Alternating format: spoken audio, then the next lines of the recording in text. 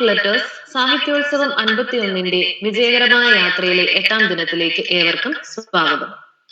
ഓരോ അധ്യായവും വായനയുടെ മഹത്വം നമ്മെ ഓർമ്മപ്പെടുത്തുന്നു.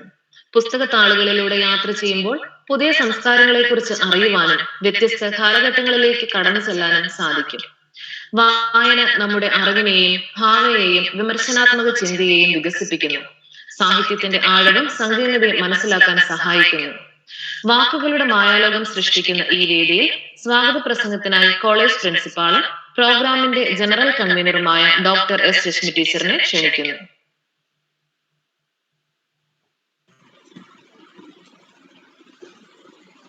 നന്ദി. ഏവർക്കും സ്വാഗതം. ഇന്ന് നമ്മളോടൊപ്പം ചേർന്നിരിക്കുന്നത് പി പവിത്രൻ മാഷാണ്. മാഷിനെ കുറിച്ച് പറയുകയാണെങ്കിൽ കാലടി സംസ്കൃത സർവകലാശാലയിലെ മലയാള വിഭാഗം അധ്യാപകനാണ്. സാഹിത്യ നിരൂപകൻ, സാംസ്കാരിക നിരൂപകൻ, മാതൃഭാഷാവകാശ പ്രവർത്തകൻ, പ്രഭാഷകൻ എന്നീ വ്യത്യസ്ത മേഖലകളിൽ പ്രവർത്തിക്കുന്നു അദ്ദേഹം.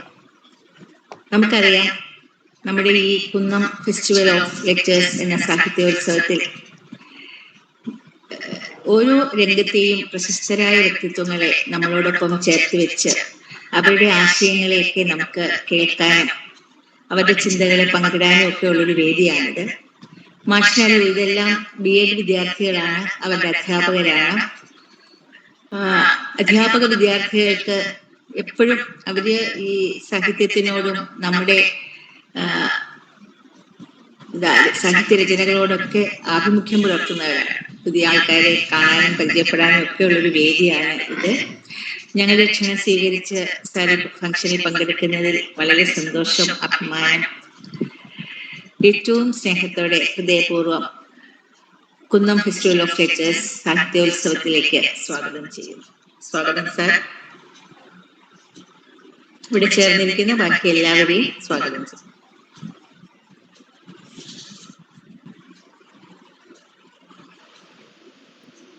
KFL 51ന്റെ 8ാം അധ്യായത്തിലേക്ക് നമ്മുടെ ക്ഷണം സ്വീകരിച്ചെത്തിയ വിശിഷ്ടാതിഥി മലയാള സാഹിത്യത്തിലെ പ്രമുഖ നിരൂപകൻ പി പവിത്രൻ സാറാണ്. കോഴിക്കോട് ജില്ലയിലെ വടകരയ്ക്കടുത്ത് മേമുണ്ടിയിൽ ജനനം. കാലടി സംസ്കൃത സർവകലാശാലയിലെ മലയാള വിഭാഗം അധ്യാപകൻ, സാഹിത്യ സാംസ്കാരിക നിരൂപകൻ, മാതൃഭാഷാവകാശ പ്രവർത്തകൻ, പ്രഭാഷകൻ എന്നീ നിലകളിൽ പ്രവർത്തിച്ചു വരുന്നു. ആധുനികതയുടെ കുറ്റസമ്മതം, ആശാൻ കവിത ആധുനികാനന്തര പാഠങ്ങൾ, MN വിജയൻ എന്ന കേരളീയ ചിന്തകൻ, മാതൃഭാഷയ്ക്ക് വേണ്ടിയുള്ള സമരം, മാർക്സ്, ഗാന്ധി, അംബേദ്കർ, ആധുനികവാദത്തിന്റെ രാഷ്ട്രീയ സൗന്ദര്യം, അഭിമുഖാന്വേഷണങ്ങൾ തുടങ്ങി ഒട്ടനവധി നിരൂപണങ്ങൾ കൊണ്ടും നോവൽ കവിതാ പഠനങ്ങൾ കൊണ്ടും മലയാള സാഹിത്യത്തെ സമ്പുഷ്ടമാക്കിക്കൊണ്ടിരിക്കുന്ന പി പവിത്രൻ സാറിനെ ഏറെ സ്നേഹത്തോടെ KFL 51ന്റെ ചർച്ചയിലേക്ക് സ്വാഗതം ചെയ്യുന്നു.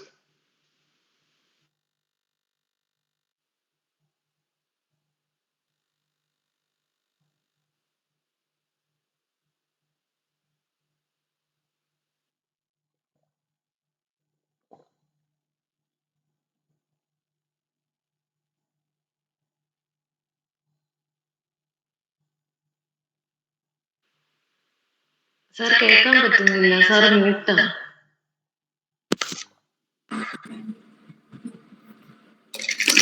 ഇയർഫോണിന്റെ പ്രശ്നം ഇപ്പൊ കേൾക്കാമോ? ഇപ്പം കേൾക്കാം. ഇയർഫോൺ ആണ് കുഴപ്പം.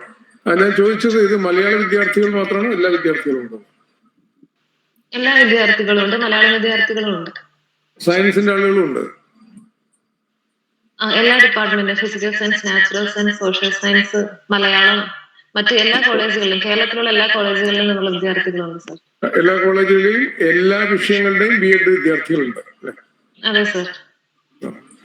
ഞാനത് അങ്ങനെയാണ്, അങ്ങനെ പറയാൻ വിചാരിച്ചിട്ടാണ്. ഓക്കെ.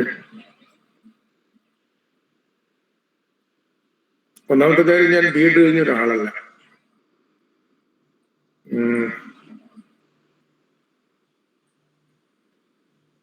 അതുകൊണ്ട് നിങ്ങളുടെ പഠന പദ്ധതിയുടെ ഘടനക്കകത്ത് നിന്നുള്ള ഒരു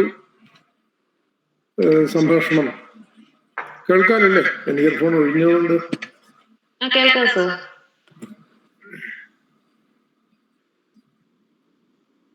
അപ്പൊ ഇവിടെ നമ്മളെ മുമ്പിലുള്ള വിഷയം സൗന്ദര്യാത്മക വിദ്യാഭ്യാസം എന്നുള്ളതാണ്. സൗന്ദര്യാത്മക വിദ്യാഭ്യാസം എന്നുള്ളതുകൊണ്ട് ഉദ്ദേശിക്കുന്നത് സാഹിത്യം, കല തുടങ്ങിയവ നമ്മുടെ പാഠ്യപദ്ധതിയിൽ എത്രത്തോളം പ്രാധാന്യം വഹിക്കുന്നു എന്നുള്ള കാര്യമാണ്. സൗന്ദര്യം എന്നുള്ള വാക്കിന് ഇംഗ്ലീഷിൽ എസ്തെറ്റിക്സ് എന്നുള്ളൊരു പദപ്രയോഗമാണല്ലോ ഉപയോഗിക്കുന്നത്. നമ്മൾ സാധാരണഗതിയിൽ സൗന്ദര്യം എന്നുള്ള വാക്കിന് കൊടുക്കുന്ന അർത്ഥം ബ്യൂട്ടി, വളരെ സാധാരണമായ അർത്ഥത്തിലാണ് കൊടുക്കുന്നത്. പക്ഷെ ഇവിടെ ഞാൻ ഉപയോഗിക്കുന്നത്, ഞാൻ മാത്രമല്ല ആധുനിക തത്വചിന്തയുടെ ഒക്കെ ഭാഗമായിട്ട് ഉപയോഗിക്കുന്ന ഒരു കാഴ്ചപ്പാട്, സൗന്ദര്യം അല്ലെങ്കിൽ സൗന്ദര്യശാസ്ത്രം എന്ന് പറയുന്നത് യുക്തി എന്ന് പറയുന്ന നമ്മുടെ ശേഷിക്കപ്പുറത്തുള്ള, അല്ലെങ്കിൽ യുക്തി എന്ന് പറയുന്ന നമ്മുടെ ശേഷിയിൽ നിന്ന് വ്യത്യസ്തമായ നമ്മുടെ സംവേദന ശേഷികളുടെ മണ്ഡലം എന്ന അർത്ഥത്തിലാണ് സൗന്ദര്യശാസ്ത്രം എന്നൊരു പദപ്രയോഗം വരുന്നത്. നമുക്കറിയാം, ഇവിടെ സയൻസ് നമ്മൾ സാധാരണ ഒരു യുക്തി കൊണ്ട് നിർദ്ധാരണം ചെയ്യുന്ന ആളുകളാണ്. പക്ഷെ ഒരു പൂവിനെ നമ്മൾ കാണുമ്പോൾ അതിനെ ആസ്വദിക്കുന്നത് യുക്തി വെച്ചല്ല. അപ്പൊ യുക്തിക്കപ്പുറത്ത് ചില ഘടകങ്ങൾ നമ്മളെ സ്വാധീനിക്കുന്നുണ്ടെന്ന് അർത്ഥം. അതുപോലെ നമ്മുടെ മാനസികമായ വ്യാപാരങ്ങൾ, ഇപ്പൊ ഒരു കവിത ഒരാൾ എഴുതുന്നു, അതിനെ ആസ്വദിക്കുന്നു, ഇതൊന്നുമില്ലാതെ നമ്മുടെ നമുക്കറിയാത്ത നമ്മുടെ മനോമണ്ഡലങ്ങൾ, ഇതെല്ലാം സാമാന്യ യുക്തിക്കപ്പുറത്തുള്ള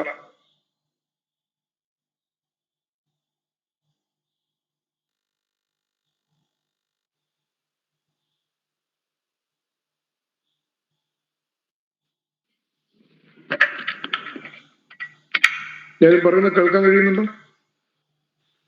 കേൾക്കാം സർ. അവിടെ കറണ്ട് പോയിട്ടുണ്ട്. ഞാനിപ്പോ ഇരുട്ടിലാണ് ഇവിടെ ഉള്ളത്. കറണ്ട് വരുമ്പോ എന്റെ രൂപം കാണാം, ഇപ്പൊ ശബ്ദം കേൾക്കാം. അത് മതിയല്ലോ തൽക്കാലം.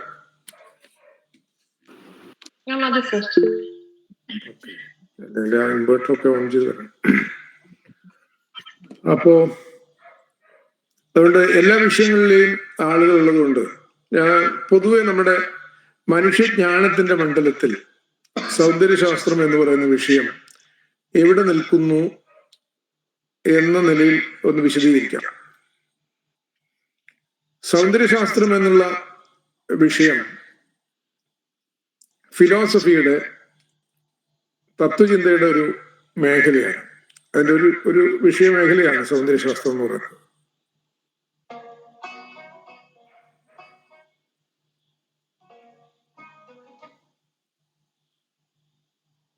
ഇതിലിപ്പോ യൂട്യൂബിൽ ഞാൻ ആക്സെപ്റ്റ് ചെയ്യേണ്ടതില്ലല്ലോ ഇങ്ങനെ ഒരു മെസ്സേജ് വരുന്നത്.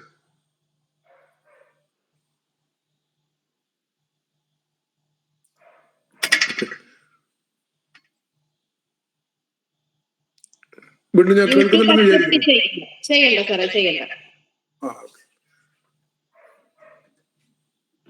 അപ്പൊ തത്വചിന്തയുടെ മണ്ഡലത്തിൽ നമ്മൾ ഈ ബി എഡിൽ നിന്നല്ല, പൊതുവെ നമ്മൾ പഠിക്കുന്ന എല്ലാ വിഷയങ്ങളും നമുക്കൊന്ന് സ്ഥാനപ്പെടുത്താൻ നോക്കാം. ഒന്നാമത്തേത്, ഇപ്പം സയൻസ് പഠിക്കുന്ന ആളുകളെ സംബന്ധിച്ചിടത്തോളം, ഭൗതികശാസ്ത്രം, കെമിസ്ട്രി ഇതൊക്കെ പഠിക്കുന്ന ആളുകളെ സംബന്ധിച്ചിടത്തോളം അവരന്വേഷിക്കുന്നത് എന്താണ്? അവർ പ്രപഞ്ചത്തെ കുറിച്ചാണ് പഠിക്കുന്നത്, അല്ലെ? ഇപ്പൊ പഴയ ഗ്രീസിലാണ് തത്വചിന്തയുടെ, ആധുനിക തത്വചിന്തയുടെ, നമ്മൾ ഇന്ന് പറയുന്ന തത്വചിന്തയുടെ ആദ്യത്തെ സമ്പർക്കങ്ങൾ രൂപപ്പെടുന്നത്. അപ്പൊ അവിടെ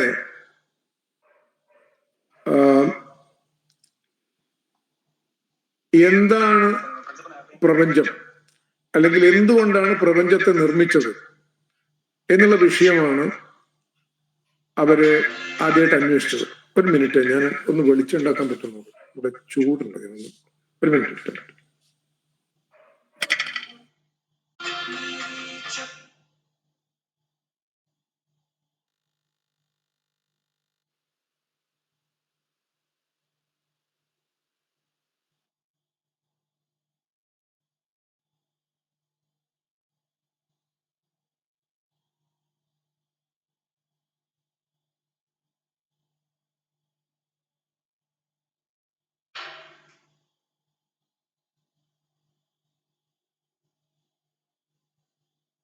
കേൾക്കുന്നില്ലല്ലോ. ജൂലി, അല്ല സാർ ഇപ്പൊ വരാന്ന് പറഞ്ഞു ടീച്ചർ.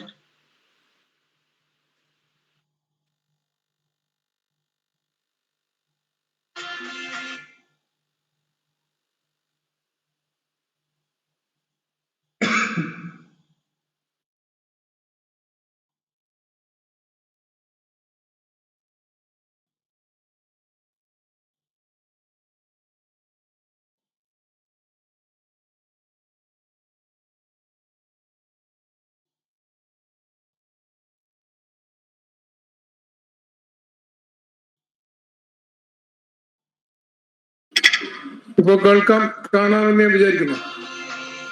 സാർ കാണാൻ കേൾക്കാം. ഓക്കെ. അപ്പോ ഞാൻ പറഞ്ഞു വന്നത്,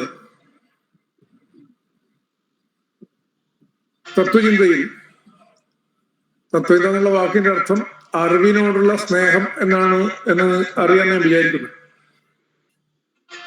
സോഫിയ എന്ന വാക്കിന് ജ്ഞാനം എന്നും അതിലെ ഫിൽ എന്ന് പറയുന്ന വാക്കിന് സ്നേഹം എന്നും അർത്ഥം. അപ്പൊ അറിവിനോടുള്ള സ്നേഹം എന്നാണ് തത്വചിന്തയുടെ സാമാന്യമായിട്ടുള്ള അർത്ഥം. അപ്പൊ അതിൽ നമ്മൾ ആദ്യം പറഞ്ഞത്, ഒരു വിഷയത്തെക്കുറിച്ച് പഠിക്കുമ്പോൾ അല്ലെങ്കിൽ സാമാന്യമായിട്ട് പ്രപഞ്ചത്തെക്കുറിച്ചുള്ള ധാരണയിൽ നിന്ന് തുടങ്ങണം. പ്രപഞ്ചം എന്തുകൊണ്ടാണ് ഉണ്ടാക്കിയത് എന്നുള്ള അന്വേഷണമാണ് ആദ്യം തുടങ്ങുന്നത്. അപ്പൊ അത് വെള്ളം കൊണ്ടാണ്, ചില ഡെമോക്രാറ്റസ് ഒക്കെ കണം കൊണ്ടാണ്. ഇങ്ങനെ എന്ത് എന്നുള്ള ചോദ്യത്തിന്റെ ഉത്തരം കിട്ടുന്ന ആ മണ്ഡലത്തെ ഓണ്ടോളജി അഥവാ സത്താശാസ്ത്രം എന്ന് പറയാം. അപ്പൊ പ്രപഞ്ചത്തെ അറിയാൻ വേണ്ടി നമ്മൾ ഉപയോഗിക്കുന്ന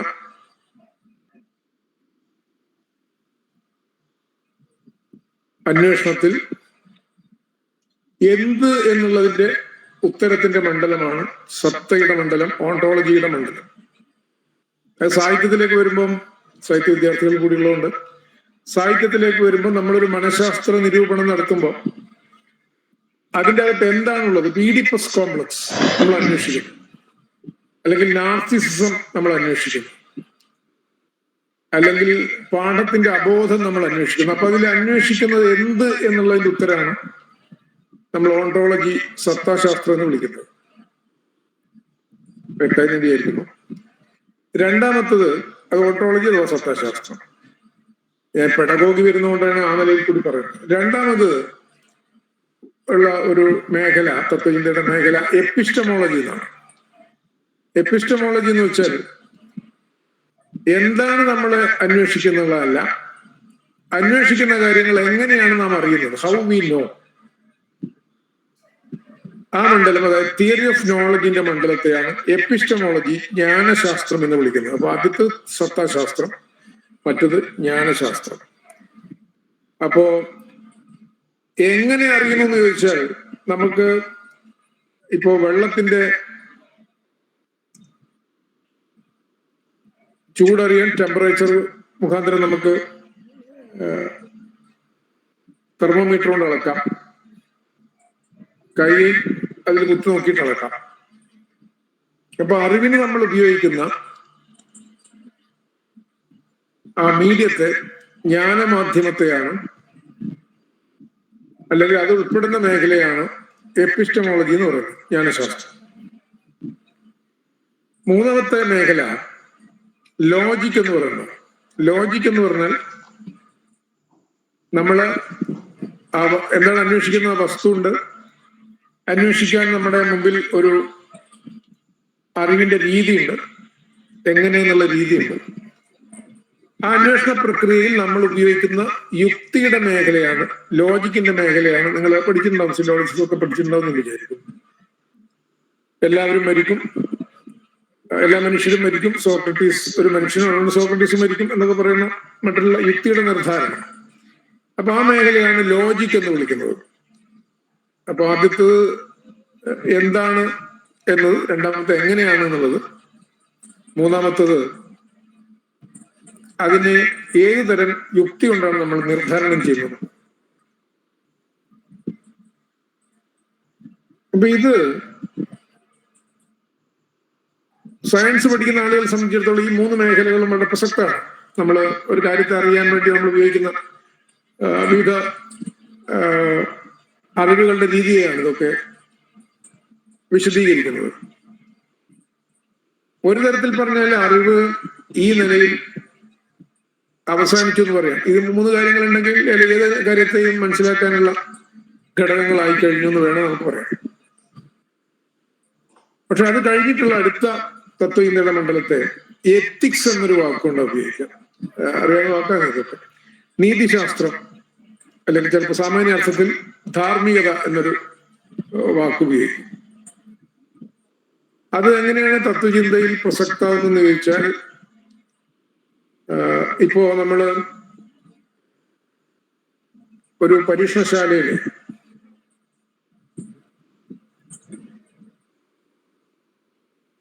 ജീവിയുടെ ശാരീരിക പ്രവർത്തനത്തെ കുറിച്ച്, ഫിസിയോളജിക്കൽ ഫീച്ചേഴ്സിനെ കുറിച്ച് പഠിക്കാൻ വേണ്ടി നമ്മൾ പ്രാഥമികമായിട്ട് ഒരു തവളയെ കീറി മുറിക്കുന്നുണ്ട്. അപ്പൊ അതില് തവളയുടെ ഉള്ളിൽ എന്താണുള്ളത് എന്നുള്ള സംഗതി വരുമ്പോ, നമ്മൾ എന്താണ് അന്വേഷിക്കുന്നതെന്ന് വരുമ്പോൾ അതിൻ്റെ അകത്ത് ഓണ്ടോളജിക്കൽ അതിന്റെ സത്തകളാണ് നമ്മൾ അന്വേഷിക്കുന്നത്. അത് കീറിമുറിക്കാൻ നമ്മൾ ഉപയോഗിക്കുന്ന ഉപകരണങ്ങൾ, അത് നമ്മൾ കണ്ണിന്റെ എക്സ്റ്റൻഷൻ ആയിട്ടുള്ള മൈക്രോസ്കോപ്പ് ഉൾപ്പെടെ അതിനെ ആധുനിക സയൻസിന്റെ ബയോളജിയുടെ രീതിശാസ്ത്രം കൊണ്ട് നമ്മൾ ഉപയോഗിക്കുന്നു. അതിന്റെ ജ്ഞാനശാസ്ത്രം വന്നു. അതിന് നിർദ്ധാരണം ചെയ്യാൻ വേണ്ടി നമ്മൾ ഉപയോഗിക്കുന്ന ലോജിക്ക് അത്രയായി കഴിഞ്ഞു. അത്രയും പോരെ സയൻസിന്. സാമാന്യ സയൻസിന്, നാച്ചുറൽ സയൻസിന് അത്രയും മതി. പക്ഷെ അതിൽ വേറൊരു ചോദ്യം ഉയർന്നു വരും. ഈ തവളയെ ഇങ്ങനെ കീറി മുറിക്കുന്നത്, കാല് വെട്ടുന്നത്, തുന്നിച്ചേർത്ത് വെറുതെ വിടുന്നത്, ഇതൊക്കെ ശരിയാണ്. VR സുധീഷിന്റെ വംശാനന്തര തലമുറ എന്ന് പറഞ്ഞൊരു കഥ നിങ്ങൾ വായിച്ചിട്ടുണ്ടോ എന്ന് എനിക്കറിയില്ല. അപ്പൊ അതിനകത്ത് പ്രമേയം ഇത് എത്തിക്കലാണോ എന്നുള്ള ചോദ്യം. അപ്പോ എത്തിക്സിന്റെ ഒരു തലം കടന്നു വരിക. അപ്പോഴത്തേക്ക് ഇന്നത്തെ കാലത്ത് വളരെ പ്രസക്തമാണ്. ഇത് നാച്ചുറൽ സയൻസിൽ മാത്രമല്ല, സോഷ്യൽ സയൻസ്, ഞാൻ സമയമുണ്ടത് പിന്നീട് വിശദീകരിക്കാം. സോഷ്യൽ സയൻസിൽ ഞാൻ ഒരു സോഷ്യോളജിസ്റ്റ് എന്നുള്ള നിലയിൽ ആദിവാസികളെ കുറിച്ച് പഠിക്കാൻ പോകുമ്പോൾ ഞാൻ അവരെ കേവലം പഠന വസ്തുക്കളായിട്ട് കണ്ട് അവരെ മനുഷ്യരായിട്ട് സങ്കല്പിക്കാതെ, പണ്ട് ആന്ത്രപ്പോളജിയൊക്കെ അങ്ങനെ ചെയ്തിരുന്നുണ്ട്. കുറെ അളവുകളും തൂക്കങ്ങളും ഒക്കെ ആയിട്ട് അവരെ കാണുന്ന ഒരു രീതിയുണ്ട്. അവിടെ എത്തിക്കലായ ചില ചോദ്യങ്ങൾ ഉന്നയിക്കാം. അവരെ അങ്ങനെയാണോ കാണുന്നത്?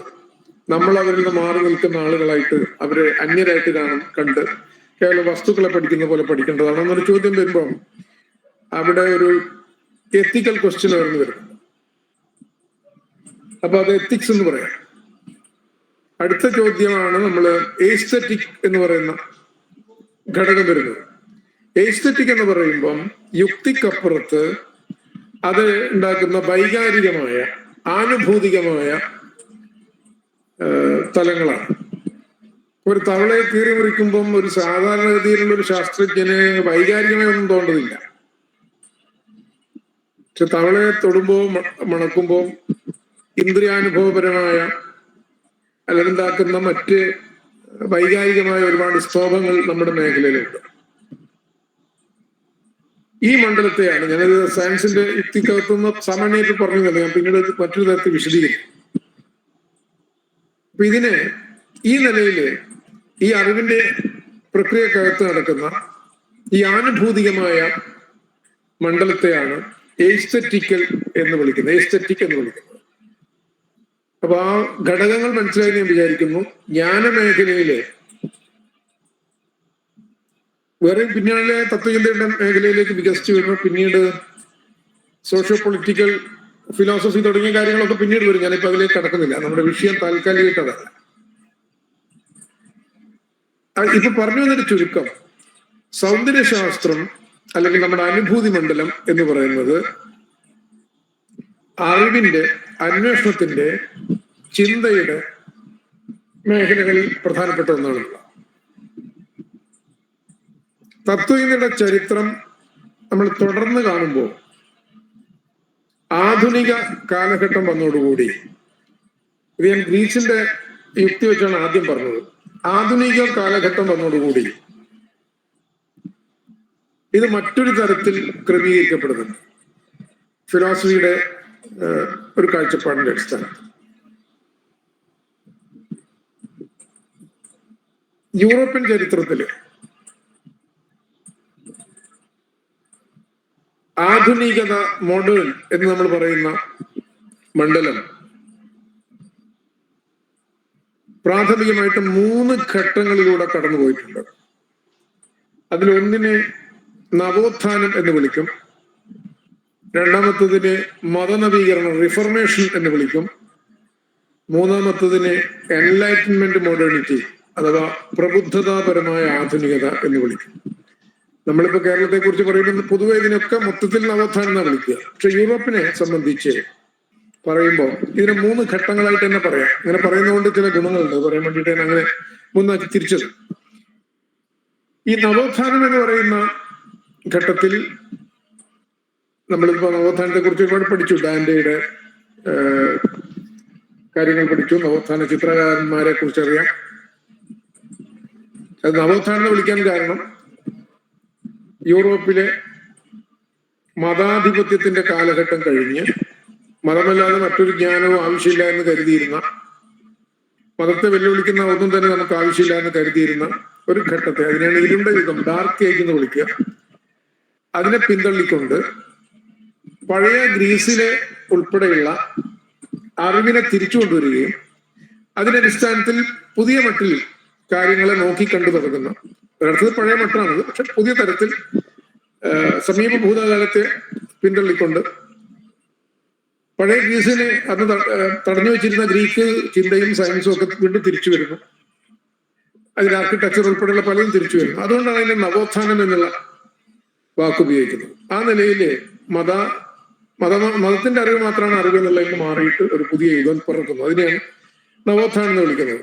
അത് പിന്നീട് ഞാൻ ഭാഷയെ കുറിച്ചാണ് പറയുന്നതെങ്കിൽ അതിൽ ഭാഷയ്ക്ക് വലിയ റോളുണ്ട്. എന്താ റോളെന്ന് വെച്ചാല്,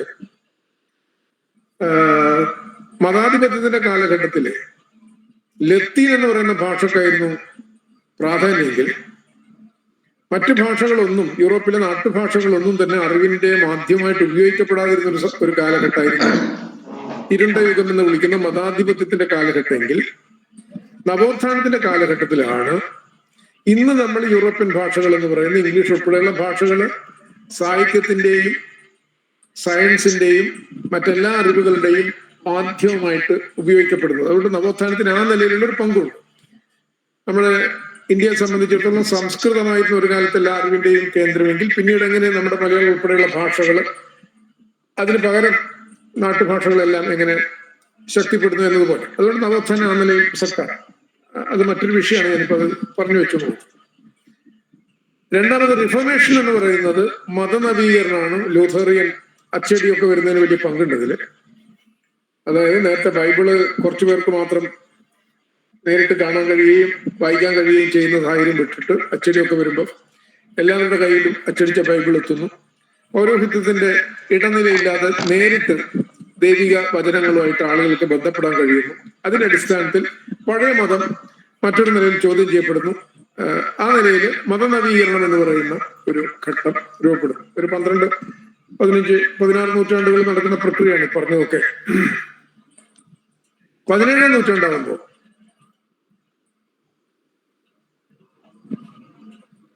ആധുനികത, ഇവിടെ ഞാൻ ആധുനിക എന്നുള്ള വാക്ക് ഇവിടെ സാഹിത്യ വിദ്യാർത്ഥികളും കൂടിയുള്ളതുകൊണ്ട് ഞാൻ ആ വാക്ക് ഒന്ന് പിരിക്കാൻ പോവാണ്. ആധുനികം എന്ന് നമ്മൾ ഉപയോഗിക്കുന്ന വാക്കിന് 3 തലങ്ങളുണ്ട്. ഒന്ന് ചിന്താപരമായ ആധുനികത. ചിന്താപരമായ ആധുനികത എന്ന് പറഞ്ഞാൽ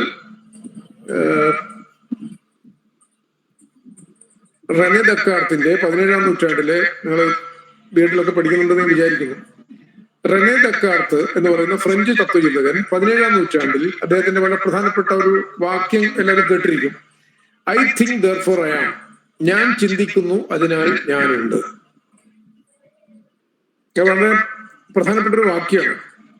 അതായത് നേരത്തെ കൂട്ടി ഉള്ളൊരു ലോകത്തിന്റെ അകത്തെ ഒരു ഘടകമായിട്ടുള്ള എന്നെയല്ല കാണുന്നത്, പകരം എന്നിൽ നിന്ന് ആരംഭിക്കുകയും എന്റെ ചിന്തയായിട്ട്, എന്റെ ചിന്താ വിഷയമായിട്ട് ലോകത്തെ കാണുകയും ചെയ്യുന്നു. എന്റെ ചിന്തയുള്ളത് കൊണ്ടാണ് ഞാനുള്ളത്, ലോകമുള്ളത് എന്ന് വേണേൽ പറയാം. അത്രയും എക്സ്റ്റൻഷനിലേക്ക് പോകുന്നില്ലെങ്കിൽ കൂടി അതിന്റെ ആഘാതശേഷി അതാണ്. I think therefore I am. അങ്ങനെ ചിന്തിക്കുന്ന മനുഷ്യൻ, അപ്പൊ ആ ചിന്തിക്കുന്ന മനുഷ്യന്റെ ചിന്താ വിഷയമാണ് ഈ ലോകം എന്ന നിലയിൽ ആധുനിക വ്യക്തി ജനിക്കുകയാണ്. ആധുനിക വ്യക്തി അയാളുടെ ചിന്ത കൊണ്ട് അറിയുന്ന ലോകം എന്ന്. ഇപ്പൊ സാഹിത്യത്തിൽ സാഹിത്യ വിദ്യാർത്ഥികൾ അപ്പുറമുള്ളതുണ്ട്. സാഹിത്യത്തില് ഇപ്പൊ പഞ്ചുമേനോൻ, ഇന്ദുലേഖയിലെ പഞ്ചുമേനോന്റെ ഒരു ലോകവീക്ഷണം ഉണ്ടല്ലോ, അതിൽ നിന്ന് മാറിയിട്ട് മാധവനിലേക്ക് എത്തുമ്പോൾ സംഭവിക്കുന്ന ഒരർത്ഥത്തിൽ ഞാൻ പറയുന്നു, നമുക്ക് മനസ്സിലാവാൻ വേണ്ടി പറയാം. ഒരർത്ഥത്തിൽ മാധവൻ ചിന്ത കൊണ്ടാണ് ലോകത്തെ മനസ്സിലാക്കാൻ ശ്രമിക്കുന്നത്. പഞ്ചുമേനോൻ അങ്ങനെയല്ല, പാരമ്പര്യം കൊണ്ടും കീഴ്വഴക്കം കൊണ്ടും ജാതി ഘടന കൊണ്ടും ഒക്കെയാണ് മനസ്സിലാക്കുന്നതെങ്കിൽ എന്റെ ചിന്ത കൊണ്ട് തിരിച്ചറിയുന്ന ഒരു ലോകം എന്ന നിലയിൽ ചിന്തക്ക് പ്രാധാന്യം വരുന്നത്. ഈ ഘട്ടത്തെയാണ് എൻലൈറ്റൻമെന്റ് മോഡേണിറ്റി, പ്രബുദ്ധതാപരമായ ആധുനികത, മലയാളത്തിൽ കുറച്ചുകൂടി കൃത്യമായിട്ട് വിവർത്തനം ചെയ്താൽ ആധുനികത്വം എന്ന് വേണമെങ്കിൽ വിളിക്കാം, മോഡേണിറ്റി എന്നായതുകൊണ്ട് ചില ആളുകൾ അതിന് ജ്ഞാനോദയ ആധുനികത എന്നൊരു വാക്ക് ഉപയോഗിക്കും. അപ്പൊ ഇതാണ് ആധുനിക എന്നുള്ള വാക്കിന്റെ ഒരർത്ഥം, ഒരു തലം. അതായത് ചിന്ത കൊണ്ട് നമ്മൾ ആന്തരികമായി വരുന്ന പരിണാമങ്ങൾ. ആധുനിക ഘട്ടത്തിൽ നേരത്തെ ഫ്യൂഡൽ കാലഘട്ടത്തിൽ നിന്നൊക്കെ വ്യത്യസ്തമായിട്ട് നമുക്ക് ചിന്തയിൽ വരുന്ന ആന്തരികമായി വരുന്ന പരിണാമം. ലോകവും നമ്മളും തമ്മിലുള്ള ബന്ധം മാറുന്നു, നമ്മളും സമൂഹവും തമ്മിലുള്ള ബന്ധം മാറുന്നു, പ്രപഞ്ചവും നമ്മളും തമ്മിലുള്ള ബന്ധം മാറുന്നു, എന്നെ തന്നെ ഞാൻ കാണുന്ന രീതി മാറുന്നു. അങ്ങനെ അപ്പൊ ഇതിന്റെ ഒക്കെ അടിസ്ഥാനം യുക്തിയാണ് എന്നാണ് ദക്കാർത്ത് പറയുന്നത്. യുക്തിയാണ്. വൈകാരികൾക്ക് അദ്ദേഹം പ്രാധാന്യം കൊടുത്തില്ല. ഇപ്പൊ യുക്തി കൊണ്ട് അറിയേണ്ട ഒന്നായിട്ട് ഇപ്പൊ സയൻസിന്റെ ആളുകൾ ഉണ്ടെങ്കിൽ അദ്ദേഹമാണ് കാർട്ടീഷ്യൻ ജിയോമെട്രി, നമ്മൾ നിർദ്ദേശാങ്ക ജ്യാമിതി എന്ന് പറയുന്ന ഗണിതത്തിലെ പദ്ധതി രൂപപ്പെടുത്തുന്നത്. അതായത് നേരത്തെ രണ്ട് വിഷയമേഖലയായിട്ട് കടന്നിരുന്ന ആൾജിബ്രയെയും ജിയോമെട്രിയെയും ഒന്നിച്ചു ചേർക്കുകയും ഒരു ഗണിത സൂത്രം കൊണ്ട് ഒരു ജാമിതീയ രൂപത്തെ പ്രതിനിധാനം ചെയ്യാൻ കഴിയും എന്ന് സ്ഥാപിക്കുന്ന വളരെ ഗംഭീരമായ ഒരു റവല്യൂഷനാണ് ചിന്താമണ്ഡലത്തിൽ. അതായത് ഒരു രൂപത്തെ ഒരു ഇക്വേഷനിലൂടെ y=4x എന്നൊക്കെയുള്ള മട്ടിൽ ഒരു രൂപത്തെ ഇങ്ങനെ ആൽജബ്രിക് ഫോംസ് കൊണ്ട്, സൂത്രവാക്യങ്ങൾ കൊണ്ട്, ഫോർമുലകൾ കൊണ്ട് റെപ്രസെന്റ് ചെയ്യാൻ കഴിയും, പ്രതിനിധാനം ചെയ്യാൻ കഴിയും എന്നൊക്കെയുള്ള മട്ടിൽ ലോകത്തെ ഒരു ഗണിത പ്രക്രിയയായിട്ട് ഇങ്ങനെ കണ്ടു തുടങ്ങുകയാണ് ദക്കാർത്തിൽ. അത് ഡെവലപ്പ് ചെയ്തിട്ടാണ് പിന്നീട് ഗലീലിയൻ സയൻസ് ഒക്കെ രൂപപ്പെടുന്നത്. ലോകം ഒരു ഗണിത പ്രക്രിയയായിട്ടാണ് കാണുന്നത്. പ്രപഞ്ചത്തെ മുഴുവൻ ഗണിത സമവാക്യങ്ങൾ കൊണ്ട് രൂപപ്പെട്ട ഒന്നായിട്ട്. അത് സയൻസിന്റെ ഒരു പിൽക്കാലത്തെ പരിണാമം മുഴുവൻ അങ്ങോട്ടേക്കാണ് പോകുന്നത്. അത് ക്രൈസിസ് 20-ാം നൂറ്റാണ്ടിൽ വരെ പിന്നീട് ഇവിടെ ചർച്ച ചെയ്യാൻ സമയമില്ല. അപ്പൊ എൻലൈറ്റ്മെന്റ് മോഡേണിറ്റി എന്ന് പറയുന്നത്. മറ്റൊന്ന് ഞാൻ ഉപയോഗിക്കുന്ന വാക്ക് കുറിച്ചാൽ മാത്രമേ നിങ്ങൾക്കത് നോട്ടുണ്ടെങ്കിൽ കുറിച്ചാൽ മാത്രമേ മനസ്സിലാവുള്ളൂ. പുതുതായിട്ട് കേൾക്കുന്ന ആളുകൾ അല്ലാത്ത ആളുകൾക്ക് മനസ്സിലാവും. രണ്ടാമത്തേന് ഞാൻ മോഡേണൈസേഷൻ, ആധുനികീകരണം എന്നൊരു പദപ്രയോഗമാണ് നടത്തുന്നത്. എന്ന് വെച്ചാൽ നേരത്തെ നമ്മൾ ഉപയോഗിച്ച ഉപകരണങ്ങളൊക്കെ മാറി പുതിയ ഉപകരണങ്ങളുമായിട്ട് നമ്മൾ ലോകത്തെ ബന്ധിപ്പിക്കുന്നു. നമ്മുടെ നാട്ടുഭാഷയിൽ പറഞ്ഞാൽ നമ്മൾ നേരത്തെ അടുപ്പില് ചട്ടിയും കലമൊക്കെ ആയിട്ട് ഉപയോഗിച്ചിരുന്ന ആളുകൾ എങ്ങനെയാണോ കുക്കറിലേക്കൊക്കെ മാറുന്നത്, നേരത്തെ ചെമ്മൺ പാതകൾ എങ്ങനെയാണോ ടാർട്ടർ റോഡായിട്ട് മാറുന്നത്, നേരത്തെ നടന്നു പോയിരുന്ന അല്ലെങ്കിൽ കുതിരവണ്ടിയിൽ പോയിരുന്ന ഘട്ടത്തിൽ നിന്ന് നമ്മളെങ്ങനെയാണോ കാറിലും ബസ്സിലും തീവണ്ടിയിലേക്കൊക്കെ മാറി തീരുന്നത്, നേരത്തെ നമ്മുടെ ചക്കിൽ നിന്നും നാട്ട് യന്ത്രങ്ങളിൽ നിന്നൊക്കെ മാറിയിട്ട് ഇൻഡസ്ട്രിയൽ റവല്യൂഷന്റെ പുതിയ ഉപകരണങ്ങൾ എങ്ങനെയാണ് ഉപയോഗിക്കുന്നത്, ഈ വലിയ പ്രക്രിയയാണ്. വിശാലമായി പറഞ്ഞാൽ മോഡേൺ ക്യാപിറ്റലിസ്റ്റിക് ആയ പ്രക്രിയയും കൂടിയാണത്.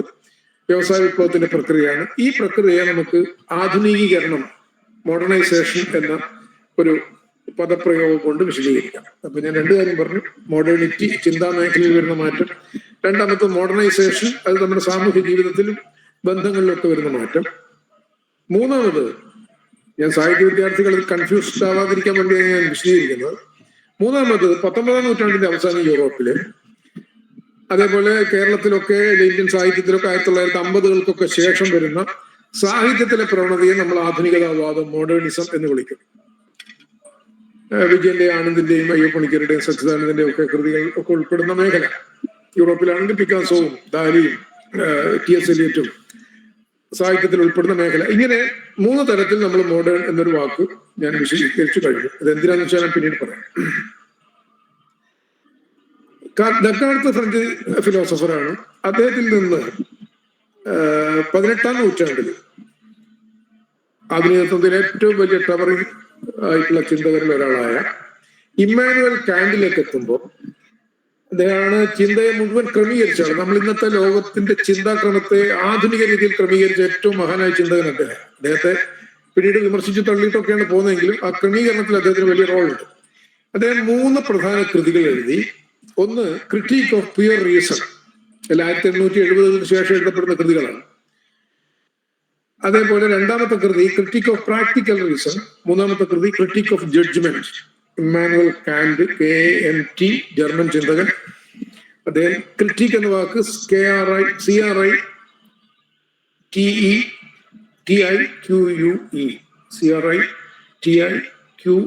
CRITIQUE ക്രിട്ടിക് എന്ന വാക്ക്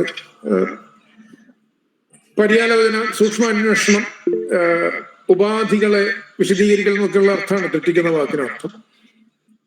സാമാന്യ രീതിയിലുള്ള വിമർശന അർത്ഥത്തിലല്ല. അപ്പൊ അദ്ദേഹം ആദ്യത്തെ പുസ്തകത്തിൽ അദ്ദേഹം വിശദീകരിക്കുന്നത് കാര്യകാരണ ബന്ധത്തോടുകൂടിയുള്ള ഒരു പ്രപഞ്ചത്തെ നമ്മുടെ മനസ്സിൽ എങ്ങനെയാണ് നാം ആവിഷ്കരിക്കുന്നത് എന്നുള്ളത്. റാഷണാലിറ്റിയോടുകൂടിയുള്ള ഒരു പ്രപഞ്ചമായിട്ട് നമ്മൾ എങ്ങനെയാണ് ആ പ്രപഞ്ചത്തെ മനസ്സിലാക്കുന്നത്.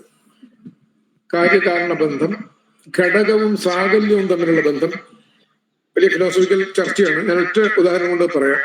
നമ്മളൊരു മരം കാണുമ്പോൾ മരം മാത്രമല്ല കാണുന്നത്, മരമായിട്ടും നമുക്കതിനെ കാണാം, ഇലയായിട്ടും നമുക്കതിനെ കാണാം. ഇലകളുടെ സമാഹാരമായിട്ട് മരത്തെ നമുക്ക് കാണാം, അതിന്റെ ഘടകങ്ങളായിട്ട് നമുക്ക് കാണാൻ കഴിയും, അതേസമയം സാകല്യമായിട്ട് കാണാൻ കഴിയും. ഇങ്ങനെയൊക്കെ കാണാൻ കഴിയുന്ന മട്ടിൽ നമ്മുടെ മനസ്സ് എങ്ങനെയാണ് പ്രവർത്തിക്കുന്നത് എന്നുള്ളതാണ് അദ്ദേഹത്തിന്റെ ആദ്യത്തെ അന്വേഷണം. അപ്പോ കാര്യകാരണ പ്രപഞ്ചത്തെ എങ്ങനെ നമ്മുടെ മനസ്സ് സ്വീകരിക്കുന്നു, മനസ്സിന്റെ തന്നെ ആ കാര്യകാരണ ബന്ധത്തോടുകൂടിയുള്ള ഘടന എന്താണ് എന്നതിനെ പറ്റിയുള്ള വലിയ സൂക്ഷ്മ അന്വേഷണമാണ് അദ്ദേഹത്തിന്റെ ആദ്യത്തെ പുസ്തകം. ഒരു തരത്തിൽ പറഞ്ഞാൽ നമ്മൾ നേരത്തെ ആദ്യം കണ്ട സയൻസിന്റെ രീതിശാസ്ത്രത്തിന്റെ യുക്തി അദ്ദേഹം അന്വേഷിക്കുന്നത്. ആദ്യത്തെ കാരണം ഫിസിക്സും കെമിസ്ട്രിയും ഒക്കെ നിൽക്കുന്നത് അതിലാണല്ലോ. ഈ കാര്യകാരണ ബന്ധത്തോടു കൂടിയുള്ള പ്രപഞ്ചത്തിന്റെ ക്രമത്തെ നമ്മൾ മനസ്സിലാക്കുന്നു. അപ്പോൾ അത് അറിവിന്റെ മേഖലയാണ്, ശുദ്ധയുക്തിയുടെ വിശദീകരണമാണ്. രണ്ടാമത് അദ്ദേഹം ചർച്ച ചെയ്യുന്നത് ക്രിട്ടിക് ഓഫ് പ്രാക്ടിക്കൽ റീസൺ എന്ന് പറയുന്ന കൃതിയിൽ അദ്ദേഹം ചർച്ച ചെയ്യുന്നത് ഈ പ്രകൃതിയും മനുഷ്യനും തമ്മിലുള്ള കാര്യകാരണ ബന്ധം, എല്ലാ പ്രകൃതിയും മനുഷ്യനും തമ്മിലുള്ള കാര്യകാരണ ബന്ധം എന്നുള്ളത് വിട്ടിട്ട് സാമൂഹ്യ ജീവി എന്നുള്ള നിലയിൽ മനുഷ്യന് വരുന്ന പ്രായോഗികമായ യുക്തികളുടെ മണ്ഡലം, നമ്മുടെ ആഗ്രഹങ്ങൾ, ഇച്ഛാശക്തി, സാമൂഹ്യ ജീവിതത്തിലെ നമ്മുടെ പങ്കാളിത്തം തുടങ്ങിയ കാര്യങ്ങൾ എങ്ങനെയാണ് നാം സ്വീകരിക്കുന്നത് എന്നതിനെ സംബന്ധിച്ച്, അതിന്റെ ഉപാധികൾ എന്താണ് എന്നതിനെ സംബന്ധിച്ച് ചർച്ചയാണ്.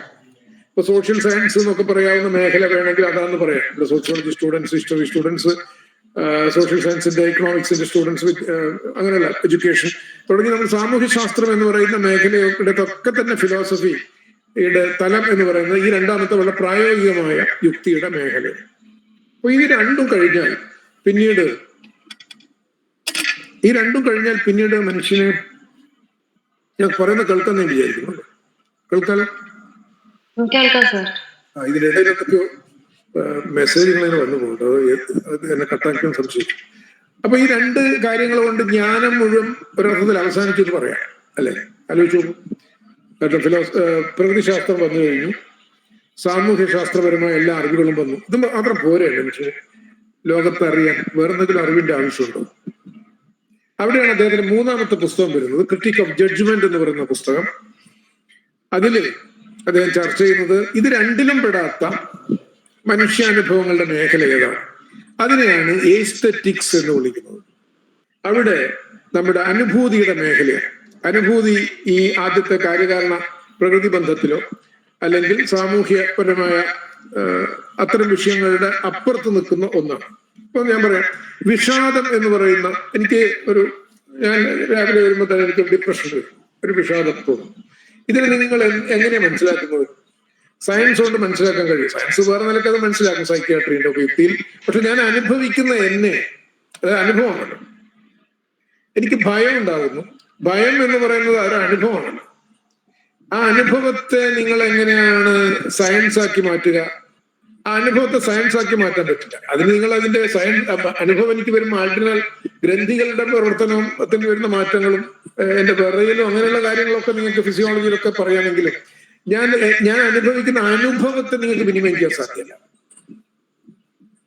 അപ്പൊ അനുഭവത്തെ വിനിമയം ചെയ്യുന്ന, അനുഭവത്തെ അനുഭൂതിപരമായി വൈകാരികമായി വിനിമയം ചെയ്യുന്ന ഈ മേഖല ആത്യന്തികമായ ഒരു സൗന്ദര്യം എന്ന് പറയുന്ന മേഖലയായിട്ടാണ് പൊതുവെ പറയപ്പെടുന്നതെങ്കിലും അതിന്റെ ഉള്ളിലേക്ക് കടന്നാൽ ഈ നിലയിൽ വൈകാരിക വിനിമയത്തിനപ്പുറത്ത്, യുക്തിപരമായ വിനിമയത്തിനപ്പുറത്ത് ഉള്ള വിനിമയത്തിന്റെ മേഖലയാണ് എസ്തെറ്റിക് എന്ന് വിളിക്കുന്നത്. ഇത് അതിനു മുമ്പ് തന്നെ, അദ്ദേഹത്തിന് മുമ്പ് തന്നെ 1730-50 കാലഘട്ടത്തിൽ ബൊങ്കാർട്ടൺ, BAUMGARTON, ബൊങ്കാർട്ടൺ, അലക്സാണ്ടർ ബൊങ്കാർട്ടൺ എന്ന് പറയുന്ന ജർമ്മൻ ചിന്തകനാണ് ആധുനിക അർത്ഥത്തിലുള്ള എസ്തെറ്റിക് എന്നുള്ള ഒരു വാക്ക് ഉപയോഗിക്കുന്നത്. അപ്പൊ അതിനെ ഇദ്ദേഹം വിശദീകരിക്കുകയും ചെയ്തു. അപ്പോ യുക്തി, പ്രാക്ടിക്കൽ റീസൺ, അതേപോലെ എസ്തെറ്റിക്, സൗന്ദര്യശാസ്ത്രം എന്ന് പറയുന്ന മേഖല ഇവിടെയാണ് പ്രസക്തമായി തീരുന്നത്, മൂന്നാമത്തെ ഘടകമായിട്ട്. പിന്നീട് നമ്മൾ തത്വചിന്തയുടെ വികാസം നോക്കുമ്പോൾ നമുക്കറിയാം,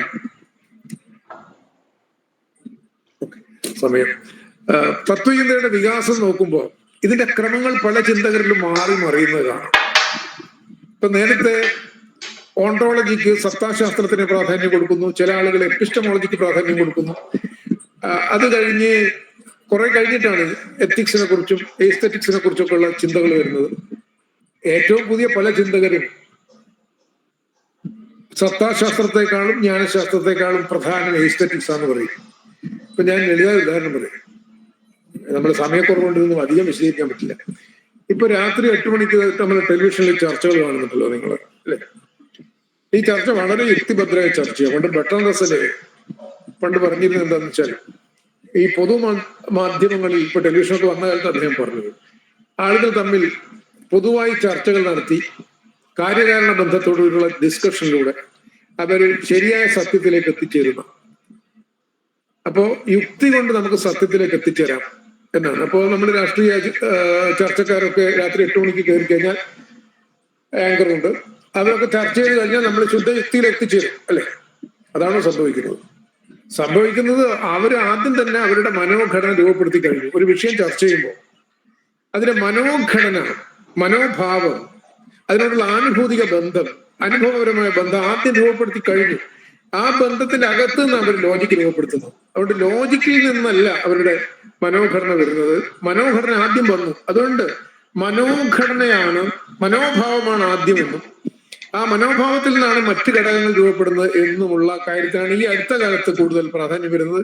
അതിൽ വളരെ നിർണായകമായ പങ്കുവഹിച്ചത് വീണ്ടും ഒരു ജർമ്മൻ ചിന്തകൻ നീഷയാണ്, ഫ്രെഡറിക് നീഷ. കുറച്ച് പേരെങ്കിലും കേട്ടിരിക്കുന്നു ഞാൻ വിചാരിക്കുന്നു. ഞാൻ അതിലേക്ക് കൂടുതൽ പോകുന്നില്ല, നമ്മുടെ വിഷയം മറ്റൊരു തരത്തിൽ കൂടി വിശദീകരിക്കേണ്ടത്. അപ്പോ മനസ്സിന് പ്രാധാന്യമുണ്ട്. ഞാൻ പറയാൻ കാരണം, നിങ്ങൾ എഞ്ചിനീയറിംഗ് പഠിക്കുന്നു, മെഡിസിൻ പഠിക്കുന്നു, മറ്റു പലതും പഠിക്കുന്നു.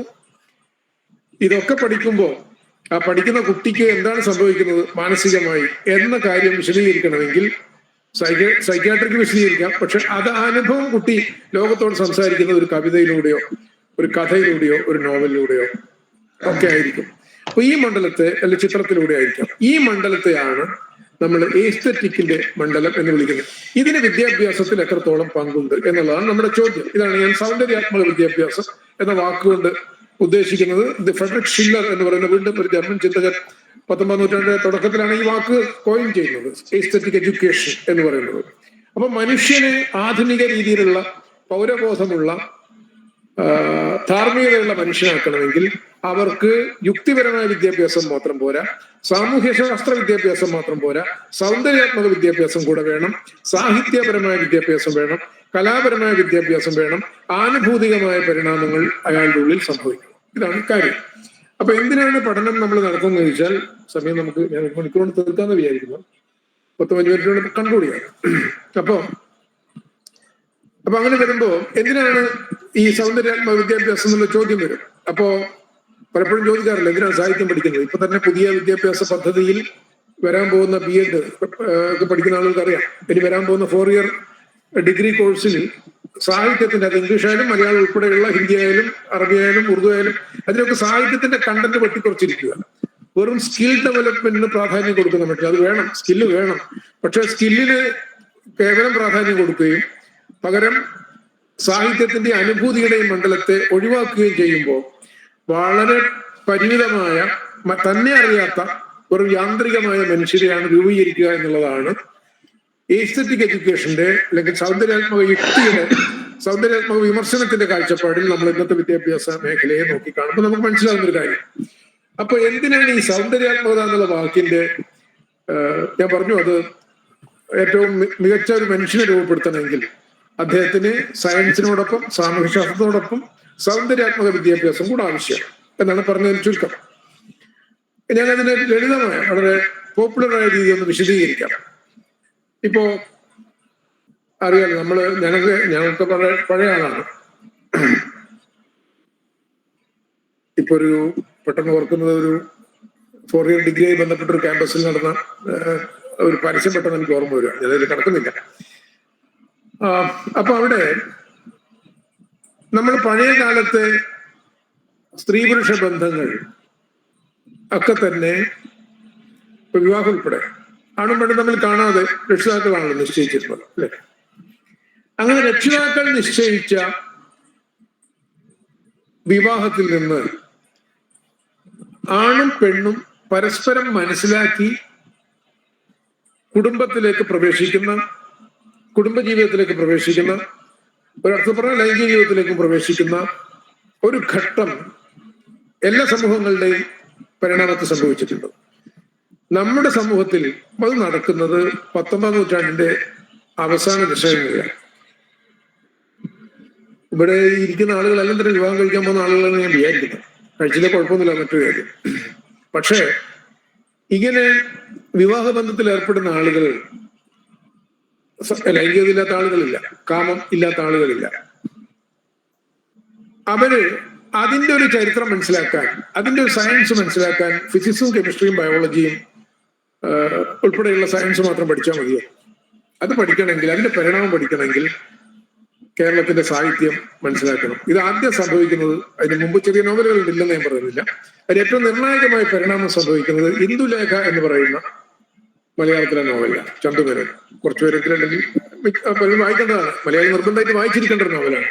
ഈ നോവലിലാണ് കാമത്തെ മാത്രം കേന്ദ്രീകരിച്ച അല്ലെങ്കിൽ കീഴ്വഴക്കപരമായി കേവലം ശരീരം മാത്രമായിട്ട് മനുഷ്യനെ കാണുന്നതിന് മാറിയിട്ട് ആണിനും പെണ്ണിനും വ്യക്തിത്വം ഉണ്ടെന്നും അവർ തമ്മിൽ പരസ്പരം ഇഷ്ടപ്പെട്ട് ഉണ്ടാകേണ്ട, പരസ്പരം വ്യക്തികൾ എന്നുള്ള നിലക്ക് മനസ്സിലാക്കി ഏർപ്പെടേണ്ട ഒന്നാണ് വിവാഹം എന്ന് സ്ഥാപിക്കുന്ന ഒരു നോവലാണ്. ആ നോവലിൽ നമ്മുടെ കേരളത്തിന്റെ ചരിത്രത്തിൽ പ്രധാനം, അതുകൊണ്ട് കേരള ചരിത്രം എന്ന് വെച്ചാൽ ഈ കുഴിച്ചു നോക്കപ്പെടുന്ന സാധനങ്ങളോ നന്നങ്ങാടികളോ അല്ല, ഉണ്ട് തീർച്ചയായിട്ടും. പക്ഷെ അനുഭൂതിയുടെ ചരിത്രം എന്ന് പറയുമ്പോൾ ഈ ഇന്ദുലേഖയ്ക്ക് വലിയ പ്രാധാന്യമുണ്ട്. അപ്പൊ അത് വായിക്കാത്തൊരു കുട്ടി, അടുത്തൊരാളെ കൂടെ ഞാൻ പറയാം, വളരെ നമുക്കൊക്കെ അറിയാവുന്ന മഹാനായ എഴുത്തുകാരൻ കുമാരനാശാൻ. ഇപ്പോ ചോദിക്കാം, എന്തിനാണ് കുമാരനാശാന്റെ കവിത പഠിക്കുന്നത്? സ്കൂൾ പ്രായത്തിൽ നമ്മൾ അതിന്റെ താള രസം കൊണ്ടൊക്കെ വായിച്ചു പോകും. ഡിഗ്രി പ്രായത്തിലും ഒക്കെയാണ് ഞാൻ മാത്തമാറ്റിക്സ് പഠിച്ചാണ് ഡിഗ്രിക്ക്. അന്ന് സെക്കൻഡ് ലാംഗ്വേജ് ആയിട്ട് നമ്മൾ മലയാളം പഠിക്കുന്നു. അത് കഴിഞ്ഞിട്ട് ആശാനൊക്കെ കുറച്ചുകൂടി പഠിക്കുന്ന പിന്നീട് അങ്ങനത്തെ കാര്യം. അപ്പോ ഇവിടെ ആശാന്റെ കവിത എന്തിനു പഠിക്കണം? ആശാന്റെ കവിത വെച്ചാൽ ആശാന്റെ കവിത മാത്രമല്ല, കവിത മൊത്തത്തിലെടുക്കുക അല്ലെങ്കിൽ കല സാഹിത്യം മൊത്തത്തിലെടുക്കുക. എന്തിനു പഠിക്കുന്നു ചോദിച്ചാൽ ഒരു ഉത്തരം ഞാൻ പറയാം. വളരെ ജൈവികമായ മൃഗമാണല്ലോ അടിസ്ഥാനപരമായി, മൃഗതുല്യമായ കാമം എന്ന് പറയുന്ന വാസനയെ പ്രേമമാക്കി മാറ്റുക, അതിനുള്ള വിദ്യാഭ്യാസമാണ് കുമാരനാശാന്റെ കവിത പഠിക്കുമ്പോൾ നമുക്ക് കിട്ടുന്നത്.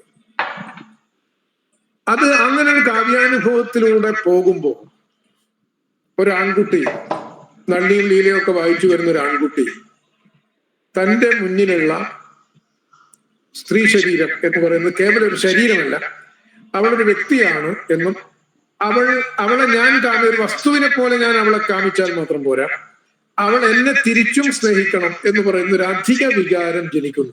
അവൾ തന്നെയും സ്നേഹിക്കണം എന്ന് പറയുന്ന, അല്ലെങ്കിൽ കാമത്തെ സ്നേഹമാക്കി മാറ്റുന്ന ഈ അധിക വികാരത്തെ അവൾ തന്നിലേക്കും ഒരു നോട്ടം അയക്കുന്നുണ്ടെന്നും ആ സമ്മതം കൂടെ, ആ സ്നേഹം കൂടെ ചേരുമ്പോഴാണ് കാമം എന്ന് പറയുന്ന വികാരം പ്രേമമാകുന്ന രാസപരിവർത്തനത്തിലേക്ക് സംഭവിക്കുന്നതെന്ന് കുട്ടി മനസ്സിലാക്കുന്നത് ആശാനെ പോലുള്ള ആളുകളുടെ കവിത വായിക്കുമ്പോഴാണ്.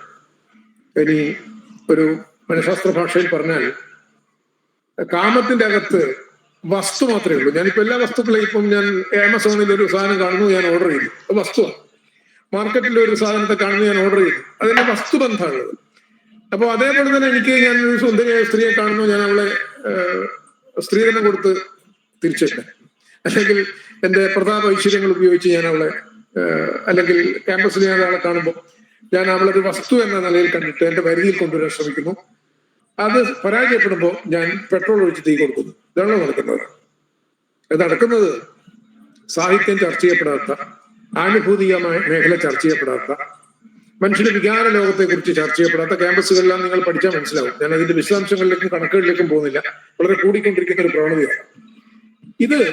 അപ്പൊ ഈ വിദ്യാഭ്യാസം, സാഹിത്യ പഠനം അല്ലെങ്കിൽ കലാപഠനം എന്ന് പറയുന്ന വിദ്യാഭ്യാസം വരുന്നതോടുകൂടി ഈ ഡിസയർ, ഒരു വസ്തുവിനെ പോലെ അവളെ കാണുന്നതിന് പകരം desire to be decide by the other, അല്ലെങ്കിൽ അന്യൻ എന്നെയും സ്നേഹിക്കണം എന്ന് പറയുന്ന അധിക വികാരം വരുമ്പോഴാണ് നമ്മളൊരു ആധുനിക മനുഷ്യനായി തീരുന്നത്.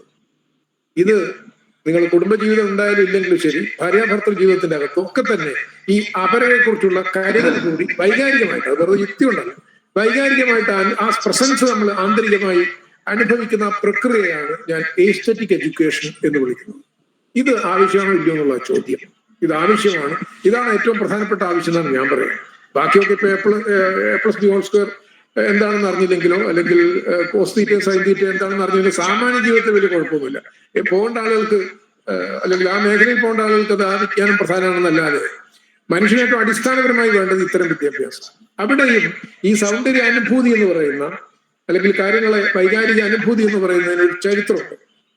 അതെങ്ങനെയാന്ന് വെച്ചാൽ, ഇപ്പോ ഇന്ദുലേഖ ഞാൻ പറഞ്ഞു, ഇന്ദുലേഖ വായിക്കുമ്പോൾ ഇന്ദുലേഖയിൽ മാധവൻ ഇന്ദുലേഖയോട് സ്നേഹം തോന്നുന്നുണ്ട്, നമുക്കറിയാലോ.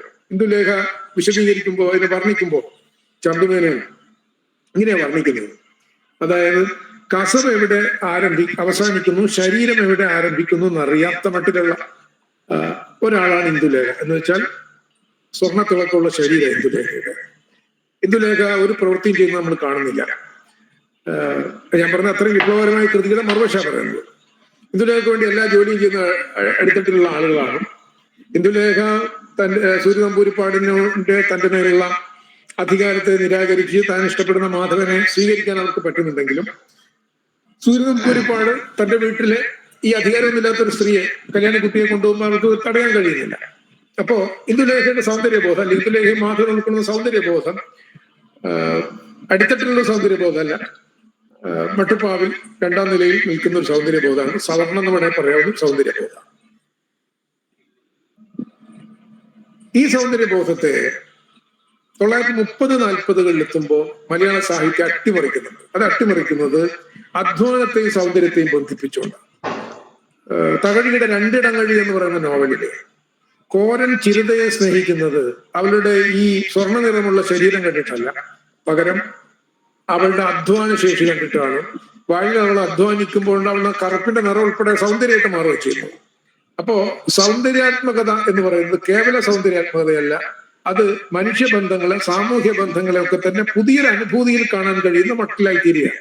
ഇപ്പൊ രണ്ടിടങ്ങഴി വായിച്ചു കഴിഞ്ഞാൽ നേരത്തെ നിങ്ങൾ കേവലം ഈ സ്വർണ്ണ നിറത്തെ മാത്രം സൗന്ദര്യമായിട്ട് കണ്ടെങ്കിൽ, രണ്ടാമത്തെ ഘട്ടത്തിൽ അധ്വാനത്തെ, മനുഷ്യ ജീവിതത്തിന്റെ അകത്തുള്ള സാമൂഹ്യ പ്രവർത്തനത്തെ ഒക്കെ തന്നെ സൗന്ദര്യാത്മകമായിട്ട് കാണാൻ കഴിയുന്ന മട്ടിൽ നിങ്ങളുടെ ആന്തരിക അനുഭൂതി മാറിത്തീരുകയും ചെയ്തു.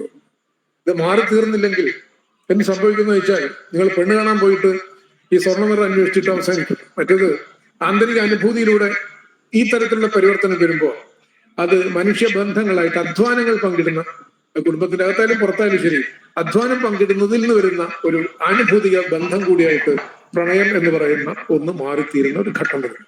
ഇതേപോലെ തന്നെ പ്രകൃതിയും മനുഷ്യനും തമ്മിലുള്ള ബന്ധം, നേരത്തെ നിങ്ങൾക്കറിയാലോ, പ്രകൃതിയെ നമ്മൾ ആധുനിക ഘട്ടത്തില് വ്യവസായ വിപ്ലവമൊക്കെ വന്നപ്പോൾ എല്ലാറ്റിനെയും നമ്മള് വസ്തുക്കളായിട്ട്, എന്റെ ഉദ്ദേശങ്ങൾക്ക് വേണ്ടിയുള്ള കേവല വസ്തുക്കളായിട്ടാണ് പ്രകൃതിയെ കണ്ടെങ്കിൽ, ഇന്ന് നമുക്കറിയാം പ്രകൃതി എന്ന് പറയുന്നത് നമ്മളെക്കാൾ വലുതാണെന്നും നമ്മൾ പ്രകൃതിയുടെ ഒരു ഘടകം മാത്രമാണെന്ന് നമുക്ക് തിരിച്ചറിയുന്നുണ്ട്. അത് യുക്തി കൊണ്ട് നമ്മൾ അറിയുന്നുണ്ട്. പക്ഷേ അതിനെ അനുഭൂതി കൊണ്ട് അറിയണമെങ്കിൽ പ്രകൃതി ഉൾപ്പെടുന്ന കവിതകൾ, കഥകൾ, നോവലൊക്കെ വായിക്കണം.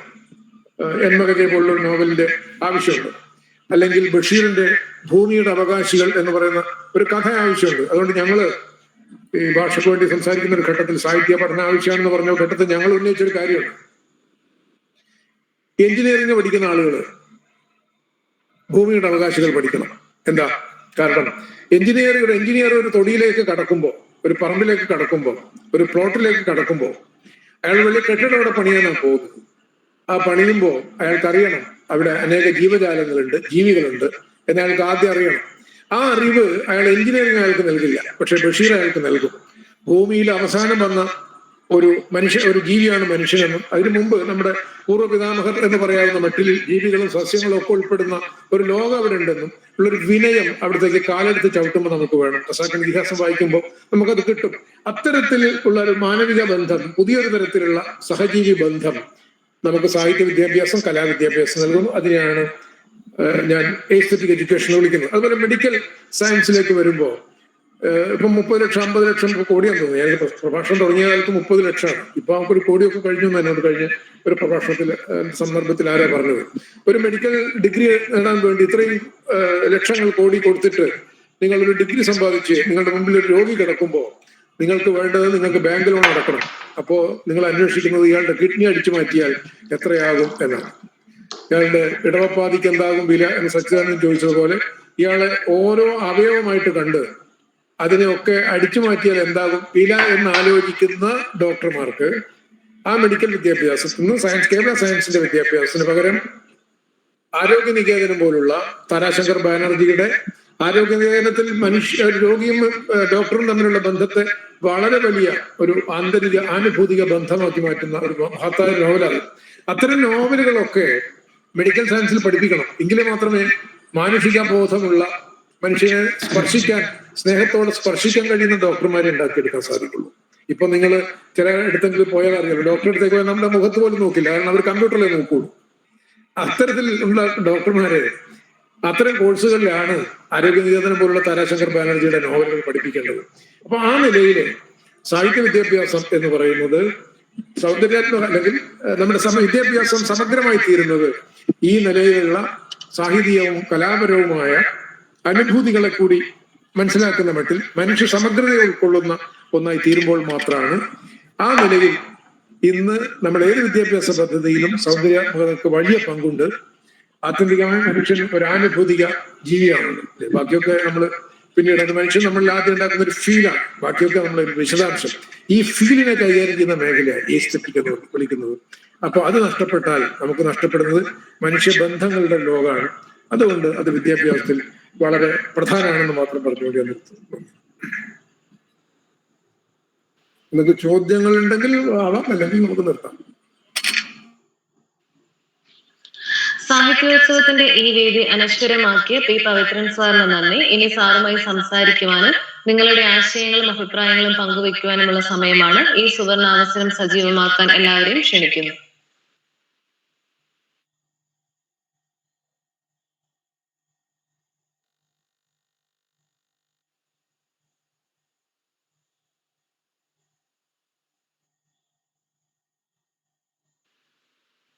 സാറിനോട് എന്തെങ്കിലും ചോദിക്കാൻ ആഗ്രഹിക്കുന്നവരുണ്ടെങ്കിൽ മുന്നോട്ട് വരിക.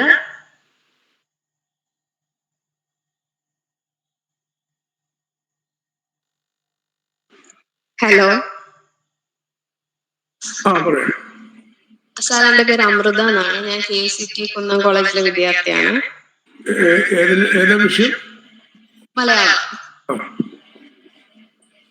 എന്റെ ചോദ്യം ഇതാണ്, സാറിന്റെ അഭിപ്രായത്തില് ഖണ്ഡന വിമർശനമാണോ മണ്ഡന വിമർശനമാണോ കൂടുതൽ അഭികാമ്യമായിട്ട് തോന്നിയിട്ടുള്ളത്? ഇത് എന്റെ പ്രഭാഷണ വിഷയം നേരിട്ട് ബന്ധമുള്ള ഒരു കാര്യമല്ല. ഇത്ര പറയാം, നിരൂപണം ആയതുകൊണ്ട് ചോദിച്ചതാണ്. ഞാൻ നിരൂപണം മാത്രമല്ല, മറ്റു പല സയൻസിനെ പറ്റി തന്നെ ഫിലോസഫി ആയിട്ടുള്ള ഒരുപാട് ലേഖനങ്ങളൊക്കെ എഴുതുന്നുണ്ട്. നല്ല ചോദ്യത്തിന് ഞാൻ പറയാം.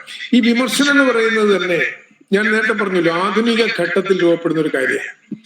പണ്ടത്തെ കാലത്ത് വിമർശനം എന്ന് പറഞ്ഞൊരു സാധനമില്ല. പിന്നെ എന്താ ഉണ്ടായിരുന്നത്? വ്യാഖ്യാനം. രാമായണത്തെയോ മഹാഭാരതത്തെയോ ഖുറാനെയോ ബൈബിളിനെയോ ഒന്നും പണ്ട് ആരും വിമർശിക്കില്ല. കാരണം അത്ര വലിയൊരു സാധനം. ആധിപത്യത്തിൽ രാജാവിന് നമ്മൾ അനുസരിക്കുന്ന പോലെ ഈ മഹാകൃതികളൊക്കെ നമ്മൾ അനുസരിക്കുക മാത്രമേ ചെയ്തു. വിമർശനം എന്ന് പറയുന്ന ഒരു ശാഖ രൂപപ്പെടുന്നത് ആധുനിക വ്യക്തി ജനിക്കുമ്പോഴാണ്. മാധവന് പഞ്ചുമേനോനെ വിമർശിക്കാൻ കഴിയുന്ന ഘട്ടത്തിലാണ്, അല്ലെങ്കിൽ ആധുനിക ജനാധിപത്യത്തിൽ രാജാവിനെ പ്രജക്ക് വിമർശിക്കാൻ കഴിയുന്ന ഘട്ടത്തിലാണ് രാജാധിപത്യപരമായ വലിയ ആധികാരികതയോട് നിൽക്കുന്ന ഈ വലിയ ഇതിഹാസങ്ങളെയൊക്കെ വിമർശിക്കാമെന്ന് വരുന്നത്. അതുകൊണ്ട് വ്യാഖ്യാനത്തിൽ നിന്ന് വിമർശനത്തിലേക്കുള്ള പരിണാമം എന്ന് പറയുന്നത് ഞാൻ നേരത്തെ പറഞ്ഞ ആധുനിക ഘട്ടത്തിൽ നമ്മൾ സ്വതന്ത്ര വ്യക്തികളായിട്ട് മാറുമ്പോഴുള്ള അതിന് ഒരു ചരിത്ര സന്ദർഭമുണ്ട്. 19ാം നൂറ്റാണ്ടിലെ രണ്ടാം പകുതിയിൽ കേരളത്തിലൊക്കെ പത്രമാസികകൾ വരുമ്പോൾ ആ പത്രമാസികകൾ ഒക്കെ രൂപപ്പെടുത്തിയ അതിനെ ഉപയോഗിക്കുന്ന വാക്ക് പൊതുമണ്ഡലം. പൊതുമണ്ഡലം എന്ന് വെച്ചാൽ നമ്മൾ വീട്ടിലെ വീട്ടുകാര്യങ്ങളും പറയുന്നതിന് പകരം പുറത്തിറങ്ങി ചായക്കടയിലിരുന്ന് അല്ലെങ്കിൽ പുറത്തുള്ള യോഗങ്ങളിലൊക്കെ പ്രവേശിച്ച് നമ്മൾ പൊതുകാര്യങ്ങൾ, സാമൂഹിക കാര്യങ്ങൾ, ഭരണപരമായ കാര്യങ്ങൾ, ഭരണത്തെക്കുറിച്ചുള്ള വിമർശനം, അതേപോലെ തന്നെ അന്നിറങ്ങുന്ന പുസ്തകങ്ങളെ കുറിച്ചുള്ള വിമർശനം, അച്ചടിച്ച് പുസ്തകങ്ങൾ ഇറങ്ങുവാണല്ലോ. അപ്പോഴാണ് വിമർശനം എന്ന് പറയുന്ന ഒരു ശാഖ രൂപപ്പെടുന്നത്. അതുകൊണ്ട് അന്ന് തന്നെ 2 തലത്തിലുള്ളൊരു കാര്യമുണ്ട്. ഒന്ന്, എഴുത്തുകാരെ പ്രോത്സാഹിപ്പിക്കാൻ വേണ്ടി അതിനെ പിന്തുണക്കുന്ന വിമർശനം. അതിപ്പോ കേരള ഓർമ്മയെ പോലുള്ള ആളുകൾ അതാ ചെയ്തത്. അതിനെയാണ് മണ്ഡന വിമർശനം, അത് പ്രകീർത്തിക്കലിന്റെ വിമർശനം. അതേസമയത്ത് CP അച്യുതനെ പോലുള്ള നിരൂപകർ ഖണ്ഡന വിമർശനം നടത്തിയത്. അപ്പൊ മണ്ഡനം, ഖണ്ഡനം എന്ന് പറയുന്ന 2 രീതിയും അന്നത്തെ വിമർശനത്തിലുണ്ട്. പക്ഷെ വിമർശനം എന്ന് പറയുന്ന ഒരു കാര്യത്തിൽ ഏറ്റവും പ്രധാനപ്പെട്ട അതിന്റെ ദൗത്യം എന്ന് പറയുന്നത് നിലനിൽക്കുന്ന ലോകത്തിന്റെ ക്രമത്തെ, അതിന്റെ കുറവുകളെ ലോകത്തിന് പരിചയപ്പെടുത്തലാണ്. അങ്ങനെ പരിചയപ്പെടുത്തുമ്പോൾ നിങ്ങൾക്ക് സാഹിത്യത്തെ വിമർശിക്കേണ്ടി വരും. ഇപ്പൊ ഉദാഹരണത്തിന് രാമായണത്തെ കുമാരനാശാൻ വിമർശിച്ചല്ലോ, ചിന്താവിഷ്ടയ സീതയിലെ. ഇപ്പൊ കാട്ടിലേക്ക് ഉപേക്ഷിക്കപ്പെട്ട സീതയുടെ പക്ഷത്ത് നിന്ന് ആശാൻ നോക്കുമ്പോഴാണ് രാമായണം വിമർശിക്കപ്പെടേണ്ട ഒന്നായിട്ട് മാറുന്നത്. അപ്പോഴാണ് കുട്ടികൃഷ്ണമാരാര് വാത്മീകിയുടെ രാമൻ എന്നുള്ള ഒരു കൃതി എഴുതുന്നത്. അപ്പൊ ഇതിഹാസങ്ങൾ വിമർശിക്കാൻ കഴിയുമെന്ന് വരുന്നു.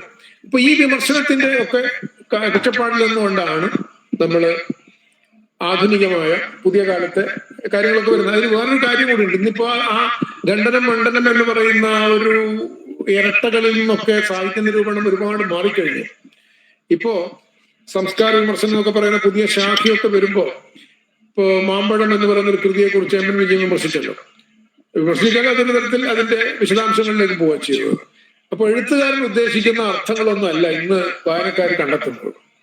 അപ്പോ വായനക്കാര് കൃതി, പാഠം എന്ന് പറഞ്ഞ് 2 വാക്കുകൾ ഉപയോഗിക്കും. കൃതി എന്ന് വെച്ചാൽ അച്ചടിച്ച പുസ്തകം. ഇന്ദുലേഖ അച്ചടിച്ച ഘട്ടത്തിൽ അതേ പുസ്തകത്തിന് നമ്മുടെ കയ്യിൽ ഇപ്പോഴും ഉള്ളത്. അതിന് ചില എഡിഷൻ മാറ്റം വന്നു വേറെ കാര്യം. അല്ലെങ്കിൽ നളിനി അന്ന് ആശാൻ അച്ചടിച്ച നളിനിയാണ് നമ്മുടെ മുമ്പിലുള്ളത്. അതിന്റെ ഫോണ്ടൊക്കെ മാറി എന്നൊക്കെ ഉള്ളൂ. പക്ഷെ പാഠം എന്ന് പറഞ്ഞാൽ അതല്ല. ആ നളിനി നമ്മൾ ഇന്ന് വായിക്കുമ്പോൾ അതിന്റെ അർത്ഥമൊക്കെ മാറി. അല്ലെങ്കിൽ രാമായണം ഇന്ന് വായിക്കുമ്പോൾ അതിന്റെ അർത്ഥമൊക്കെ നമ്മൾ പുതിയ രീതിയിൽ വായിക്കും.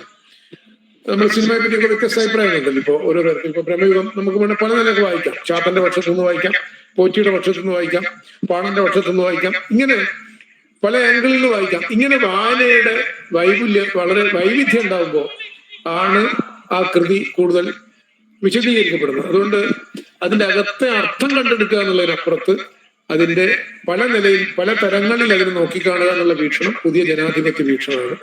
അപ്പോൾ കൂടുതൽ ജനാധിപത്യമായിട്ട് കൂടുതൽ പൊരുത്തപ്പെടുന്നത് പലപ്പോഴും മണ്ഡനത്തെക്കാൾ ഖണ്ഡനാണ്. പക്ഷെ ഒരു വശം കൂടെ മനസ്സിലാക്കണം.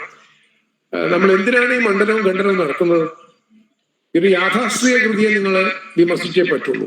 പക്ഷെ ഒരു ദളിത് പശ്ചാത്തലമുള്ള ഒരു കൃതി, അല്ലെങ്കിൽ സ്ത്രീ വിമോചനപരമായ കൃതി, അതിനെ ഖണ്ഡനമല്ല നടത്തേണ്ടത്, അതിനെ മണ്ഡനം നടത്തുന്നത്. അപ്പോ പുതിയ സൗന്ദര്യാനുഭൂതികൾ നൽകുന്നതിനോടൊപ്പം നമ്മൾ നിൽക്കുകയും പഴയ സൗന്ദര്യാനുഭൂതി അല്ലെങ്കിൽ യാഥാസ്ഥിതികമായ അധികാരപരമായ അനുഭൂതികളൊക്കെ നൽകുന്നതിനെ വിമർശിക്കുകയും വേണം. അതുകൊണ്ട് ഖണ്ഡനമാണോ മണ്ഡനമാണോ എന്നുള്ള കേവല ഉത്തരമല്ല. ഏതിനെയാണ് നിങ്ങൾ വിമർശിക്കുന്നത്, ഏതിനെയാണ് നിങ്ങൾ സ്വീകരിക്കുന്നതെന്നനുസരിച്ചിരിക്കും അത് നിങ്ങളുടെ ജനാധിപത്യ ബോധത്തിനൊപ്പമായിരിക്കും. ഒരു കാര്യം കൂടെ ഞാൻ ചേർത്ത് പറയാം. ഈ 19ാം നൂറ്റാണ്ടിലെ ഈ സൗന്ദര്യം ഈ അർത്ഥത്തിലൊരു വാക്ക് ഉപയോഗിക്കുന്നത്. ഇപ്പോ അധ്യാത്മരാമായണം എന്ന് പറയുന്നൊരു കൃതി, അതിന്റെ പ്രഭാഷണത്തിൽ കുറച്ചുകൂടെ പറയുന്നത് 19ാം നൂറ്റാണ്ട് വരെ അധ്യാത്മരാമായണം എന്ന് പറയുന്നൊരു കൃതി ഒരു മതപാഠമാണ്, അല്ലെ? വിശ്വാസികളുടെ ഒരു കൃതിയാണ്. മഹാഭാരതം അങ്ങനെ, ബൈബിളും ഖുർആനും ഒക്കെ തന്നെ ഒരു മതഗ്രന്ഥം. പക്ഷെ അച്ചടിച്ചിട്ട് ആ മതത്തിൽ പെടാത്ത ഒരാളുടെ കയ്യിൽ കിട്ടുമ്പോൾ, ഇപ്പൊ ഖുർആൻ എന്റെ കയ്യിൽ കിട്ടുമ്പോൾ അല്ലെങ്കിൽ ബൈബിൾ എന്റെ കയ്യിൽ കിട്ടുമ്പോൾ ഞാൻ ആ മതവിശ്വാസിയല്ല, ഞാൻ ഒരു മതത്തിലും വിശ്വസിക്കുന്നില്ല. അല്ലെങ്കിൽ ഭഗവത്ഗീത തന്നെയാവട്ടെ, മറ്റേതും കൃതി അല്ല, രാമായണം തന്നെയാണ്. ഈ കൃതിയെ ഞാൻ വിശ്വാസമില്ലാത്ത ഞാൻ എങ്ങനെയാണ് വായിക്കുന്നത്? എനിക്ക് രാമനെ ഞാൻ ദൈവമായിട്ട് കരുതുന്നില്ല, ഖുറാനിലെ ദൈവിക വചനമായിട്ട് ഞാൻ കരുതുന്നില്ല, ബൈബിളിന്റെ ദൈവപുത്ര സങ്കല്പമൊന്നും എനിക്കില്ല. എന്നിട്ട് ഞാനത് വായിക്കുന്നു. എങ്ങനെയാണ് വായിക്കുന്നത്? മതബോധത്തിനും വിശ്വാസബോധത്തിനും പുറത്ത്, അതിനപ്പുറത്ത് സൗന്ദര്യബോധം കൊണ്ട്, അതിന്റെ ആനുഭൂതികമായ ഒരു ബോധം കൊണ്ടാണ് ഞാനത് വായിക്കുന്നത്. അങ്ങനെ വായിക്കുമ്പോൾ എനിക്കതിന്റെ ധാർമ്മികത എനിക്ക് അനുഭവപ്പെടും. ഖുറാനിലെ സാഹോദര്യം എന്ന് പറയുന്ന മൂല്യം ഞാൻ എൻ്റെ മൂല്യമാക്കിയെടുക്കും. ബൈബിളിലെ സ്നേഹം എന്ന് പറയുന്ന മൂല്യം ഞാൻ എൻ്റെ മൂല്യമാക്കിയെടുക്കും. നമ്മുടെ രാമായണത്തിലൊക്കെയുള്ള പാരിസ്ഥിതികമായ ബന്ധങ്ങൾ ഞാൻ എൻ്റെ മൂല്യമാക്കിയെടുക്കും. ഇങ്ങനെ ഒരു മതേതര സമൂഹ രൂപീകരണത്തിൽ കൂടി സൗന്ദര്യബോധത്തിന് പങ്കുണ്ട്. കേവലം ഒരു മതത്തിനകത്ത്, വിശ്വാസത്തിനകത്ത് മാത്രം നിൽക്കുന്ന വായനാ സംസ്കാരത്തെ അതിന് പുറത്തേക്ക് എത്തിക്കാനും മറ്റു മതങ്ങളിലെയും മറ്റു സംസ്കാരങ്ങളിലെയും ഒക്കെയുള്ള എഴുത്തുകളെയും നമ്മുടെ അനുഭൂതി മണ്ഡലത്തിലേക്ക് കൊണ്ടുവരികയും അതിന്റെ അടിസ്ഥാനത്തിൽ നമ്മളെ നവീകരിക്കാനൊക്കെ കഴിയുന്ന ബോധത്തെയും കൂടിയാണ് ഞാൻ സൗന്ദര്യബോധം എന്ന് വിളിക്കുന്നത്. അതുകൊണ്ടൊരു മലയാളി, ആധുനിക മലയാളിയുടെ സൗന്ദര്യബോധം അതിൻ്റെ അകത്ത് ക്രൈസ്തവവും ഇസ്ലാമികവും ഹൈന്ദവവും മതേതരവും യുക്തിവാദപരവും അല്ലാത്ത സോഷ്യലിസവും ഒക്കെ ചേരുന്ന വിവിധ തരത്തിലുള്ള കൃതികളുടെ, ചിന്തകളുടെ, അനുഭൂതികളുടെ ഒക്കെ വിനിമയത്തെയാണ് നാം ഒരു മലയാളി അനുഭൂതി എന്ന് പറയുന്നത്. ആ അനുഭൂതിയിലേക്ക് നിങ്ങൾ എത്തണമെങ്കിൽ ഈ നിലയിലുള്ള സാഹിത്യകൃതികളും കലാസൃഷ്ടികളുമായിട്ടൊക്കെ ബന്ധപ്പെടണം. ആ ഒരു സമഗ്രതയിൽ നിന്നുകൊണ്ടാണ്, ആ അനുഭൂതിയിൽ നിന്നുകൊണ്ടാണ് നമ്മളൊരു സാഹിത്യകൃതിയെ നോക്കിക്കാണുന്നെങ്കിൽ ചിലതിനെ നമുക്ക് വാഴ്ത്തേണ്ടി വരും, ചിലതിനെ നമുക്ക് വിമർശിക്കേണ്ടി വരും. ഓക്കെ, നമസ്കാരം. എന്റെ പേര് ജയകാന്താണ്. സാറ് കുറച്ചു മുമ്പ് പറഞ്ഞൊരു കാര്യത്തിൽ നിന്ന് എനിക്കുണ്ടായ ഡൗട്ട്, അതായത് ഇന്നത്തെ പ്രൊഫഷണൽ വിദ്യാഭ്യാസം എന്ന് പറയുമ്പോൾ കൂടുതലും കുട്ടികൾ എങ്ങനെയും നല്ല മാർക്കുകൾ വാങ്ങി അവരുടെ കോഴ്സ് കംപ്ലീറ്റ് ചെയ്ത് ഒരു ജോലി വാങ്ങിക്കുക എന്നുള്ള ഒറ്റ ലക്ഷ്യത്തോടെയാണ് പോകുന്നത്. അപ്പൊ അങ്ങനെയുള്ള വിദ്യാർത്ഥികളുടെ കയ്യിലേക്ക് നമ്മൾ ഹ്യൂമാനിറ്റേറിയൻ വാല്യൂകൾ നിറയ്ക്കുന്ന കഥകളും നോവലുകളും കവിതകളും ഇൻട്രൊഡ്യൂസ് ചെയ്യാൻ അവരതിനെ എത്രത്തോളം പ്രാധാന്യത്തോടെ അതിനെ കാണും എന്നുള്ളതൊരു സംശയകരമായിട്ടുള്ളൊരു കാര്യം തന്നെയല്ലേ? അത് നമ്മള് രണ്ട് കാര്യമുണ്ട്. അത് പരീക്ഷയ്ക്ക് പഠിക്കാനുണ്ടെങ്കിൽ അവർ വായിക്കാൻ ബാധ്യപ്പെടുന്നു. രണ്ടാമത്തെ കാര്യം, അത് പഠിക്കാൻ ആവശ്യമില്ല എന്നുള്ള നിലക്കാണ് ഇപ്പൊ പ്രത്യേകിച്ച് ഉന്നത വിദ്യാഭ്യാസം പോകുന്നത്. അതൊന്ന്. രണ്ടാമത്തത്, നിങ്ങൾ വാതിലിൽ കൂടെ അടിച്ചു പുറത്താക്കിയാലും ജനലിൽ കൂടെ അത് തിരിച്ചു വരും. അനുഭൂതി, വൈകാരികത, ഇതൊന്നും ഒരു വിദ്യാർത്ഥിക്ക് ഇല്ലാതില്ലല്ലോ, എല്ലാവർക്കും ഉണ്ട് അല്ലേ? പ്രണയമോ അല്ലെങ്കിൽ മറ്റു നിലക്കുള്ള എല്ലാതരം വൈകാരിക ഭയമോ അല്ലെങ്കിൽ വിഷാദമോ ഇതൊക്കെ കുട്ടികൾക്കുണ്ടല്ലോ. ഇതിന് നമുക്ക് അവരുടെ വൈയക്തികമായ അനുഭൂതിയെ ഈ തരത്തിൽ മനസ്സിലാക്കാൻ കഴിയുന്ന കൃതികൾ തിരഞ്ഞെടുക്കുക എന്നുള്ള വളരെ പ്രധാനമാണ്. അതിൽ ഞാൻ സാഹിത്യം മാത്രമല്ല, ഇപ്പൊ സിനിമ, പുതിയ തലമുറ നന്നായി സിനിമ കാണുന്നുണ്ടല്ലോ. അപ്പോ അതിനെയൊക്കെ തന്നെ ഉൾക്കൊള്ളുന്ന മട്ടിൽ നമ്മുടെ കലാവിദ്യാഭ്യാസത്തെ, സാഹിത്യ വിദ്യാഭ്യാസം വികസിപ്പിക്കാൻ നമുക്ക് കഴിയണം. അങ്ങനെ ക്ലാസ് മുറികളെ, ഇപ്പൊ എന്നെ സംബന്ധിച്ചിടത്തോളം എന്റെ സാഹിത്യ അധ്യാപകർ എന്നെ വളരെ സ്വാധീനിച്ച ആളുകളാണ്. ഇപ്പൊ ഞാൻ സയൻസ് പഠിച്ച ആള്, ഞാൻ സാഹിത്യത്തിലേക്ക് പോകുന്നതിന്റെ പിന്നിൽ എന്റെ സെക്കൻഡ് ലാംഗ്വേജ് ഒക്കെ എന്നെ പഠിപ്പിച്ച അധ്യാപകർക്ക് വലിയ റോളുണ്ട്. അപ്പൊ ആ പറ്റുന്ന മട്ടിൽ നമ്മളതിനെ ഉൾക്കൊള്ളുന്നുണ്ടോ എന്നുള്ള ചോദ്യം. ഇപ്പൊ കുട്ടികള് ഓൺലൈനിൽ ഇരുന്നുകൊണ്ട് സയൻസ് ആണോ പഠിക്കുന്നത്, എഞ്ചിനീയറിംഗ് ആണോ പഠിക്കുന്നത്? അല്ലല്ലോ. അവരവരുടെ നേരം പോക്കാൻ വേണ്ടി അവരുടെ വൈകാരിക അനുഭൂതിയായി ബന്ധപ്പെട്ട കാര്യങ്ങൾ തന്നെ അവർ കൊണ്ടുവരുന്നു. അതിനെ നമുക്ക് പെഡഗോഗിക്കലായ വിദ്യാഭ്യാസ ശാസ്ത്രപരമായ യുക്തികത്തേക്ക് കൊണ്ടുവരികയും ആ നിലയിലുള്ള പാഠങ്ങൾ തിരഞ്ഞെടുക്കാൻ നമുക്ക് കഴിയണം. ഇതിപ്പോ വേണ്ട എന്ന് കേവലം മാർക്കറ്റിന് വേണ്ടി കയറ്റി അയക്കപ്പെടേണ്ട ആളുകളാണ് എന്ന നിലയിൽ ആദ്യ കുട്ടിയെ നിങ്ങൾ ഒരുക്കി കഴിഞ്ഞാൽ നിവൃത്തിയില്ല. ഞാനിവിടെ പറയാൻ ആദ്യം ഉദ്ദേശിക്കാത്ത ചില കാര്യങ്ങളിലൊക്കെ അപ്പം പോകേണ്ടി വരും. നിങ്ങൾ ഇപ്പൊ കുട്ടിയെ നാടേ ബന്ധിപ്പിക്കാതെ നമ്മുടെ പറമ്പോ തൊടിയോ മറ്റു മനുഷ്യരെയോ ഒന്നും കാണാതെ നേരെ ടൈയും കോട്ടും കെട്ടി ഒരു ഇംഗ്ലീഷ് മീഡിയം സ്കൂളിലേക്ക് പറഞ്ഞയച്ച് അതേ വേഷത്തിലേക്ക് മലയാളം പോലും വീട്ടിൽ പറയിപ്പിക്കാതെ കേൾപ്പിക്കാതെ സൃഷ്ടിച്ചു കഴിഞ്ഞാൽ പിന്നെ അവനെന്താ ചെയ്യേണ്ടത്?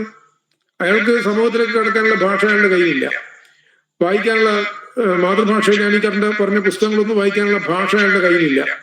അയാളുടെ സ്വദേശം വിദേശമാണെന്നുള്ള മട്ടിൽ വിദേശ ഭാഷ മാത്രമാണ്. ഞാൻ വിദേശ ഭാഷ പഠിക്കുന്നതിന് അനുകൂലമാണ്. പക്ഷെ മാതൃഭാഷയ്ക്ക് ശേഷം പഠിപ്പിക്കേണ്ട കാര്യം അത് എത്രയും പഠിപ്പിക്കുന്നു അത്രയും നല്ലത്. ഇപ്പൊ മാതൃഭാഷയും തൊട്ടടുത്തുള്ള അനുഭൂതി മണ്ഡലങ്ങളും ആളുകളെ ഒന്നും ബന്ധിപ്പിക്കാതെ കുട്ടിയെ വളർത്തിയിട്ട് അയാൾ പിന്നെന്താ ചെയ്യേണ്ടത്? അയാള് സ്വന്തം വിദേശത്തിന്റെ ഭാഷയാണ് സ്വന്തം ഭാഷ എന്ന് പഠിപ്പിച്ചാൽ അയാളുടെ മാതൃദേശം വിദേശമാണ്. അതുകൊണ്ട് ആ വിദേശം തേടി അയാൾ പോവാണ്. എൻ സ്വദേശം കാൺമതിനായി ഞാൻ തനിയെ പോകുന്നു എന്ന മട്ടിൽ അയാളെ ശരീരം എവിടെയാണെങ്കിലും മനസ്സ് വിദേശത്താണ് എന്ന മട്ടിൽ നിങ്ങൾ 5 വയസ്സ് മുതൽ പഠിപ്പിച്ചാൽ അയാൾക്ക് സാഹിത്യം വേണ്ട, കലയും വേണ്ട, ഒന്നും വേണ്ട, അയാൾ രക്ഷപ്പെടാൻ നോക്കും. ഇപ്പൊ നോക്കൂ, നമ്മുടെ കലാലയങ്ങളിൽ നിന്ന് വിദ്യാർത്ഥികളില്ല, വീടുകളിൽ നിന്ന് യുവാക്കള് പിന്നെ വിദേശത്തിന് പോകുന്നതിനെതിരല്ല പറയുന്നത്, പോകാം, പഠിക്കണമൊക്കെ കാര്യം. പക്ഷെ ഇതൊരു പൂർണ്ണമായും 10% ആ പ്രവണതയിലേക്ക് പോകുന്നുണ്ടെങ്കിൽ അതിന്റെ അർത്ഥം അവരെ വളർത്തുന്നതിൽ വിദ്യാഭ്യാസ പ്രക്രിയയിൽ വലിയ കുഴപ്പമുണ്ടെന്ന് അർത്ഥം. ഏറ്റവും പ്രാഥമികമായിട്ട് ഒരു വിദ്യാഭ്യാസത്തിന്റെ ഉദ്ദേശ്യം സ്വന്തം സമൂഹത്തെ ശക്തിപ്പെടുത്തുക, നമ്മുടെ രാഷ്ട്ര നിർമ്മാണം എന്നൊക്കെയാണല്ലോ പറയാം. പുറത്ത് പോകേണ്ട ആളുകൾക്ക് പോവാം, കുറെ പേര് പോകും തീർച്ചയായിട്ടും. പക്ഷെ അത് മാത്രമാണ് ലക്ഷ്യമെന്ന് വരുന്നുണ്ടെങ്കിൽ നമ്മുടെ വിദ്യാഭ്യാസ വ്യവസ്ഥയ്ക്ക് എന്തോ കുഴപ്പമുണ്ട്.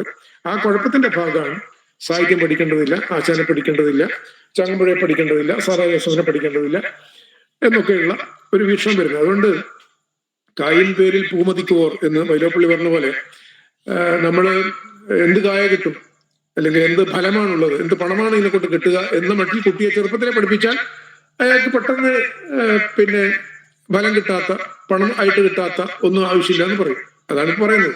അവസാനം അവര് വീട്ടിൽ ആവശ്യമില്ലാത്ത 2 ആളുകളെ കാണും, അത് അച്ഛനും അമ്മയാണ്. അവരെ പിടിച്ചിട്ട് വൃദ്ധസദനത്തിലേക്കും പറഞ്ഞേക്കും. ഞാൻ അതിനെതിരല്ല, പക്ഷെ അത് എത്തിച്ചേരുന്ന സ്വാഭാവിക ഒരു പ്രക്രിയ എന്ന് പറയാം.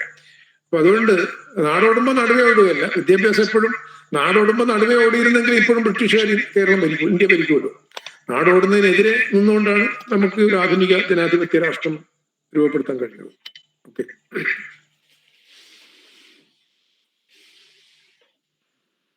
സാർ, എന്റെ പേര് ആര്യ എന്നാണ്.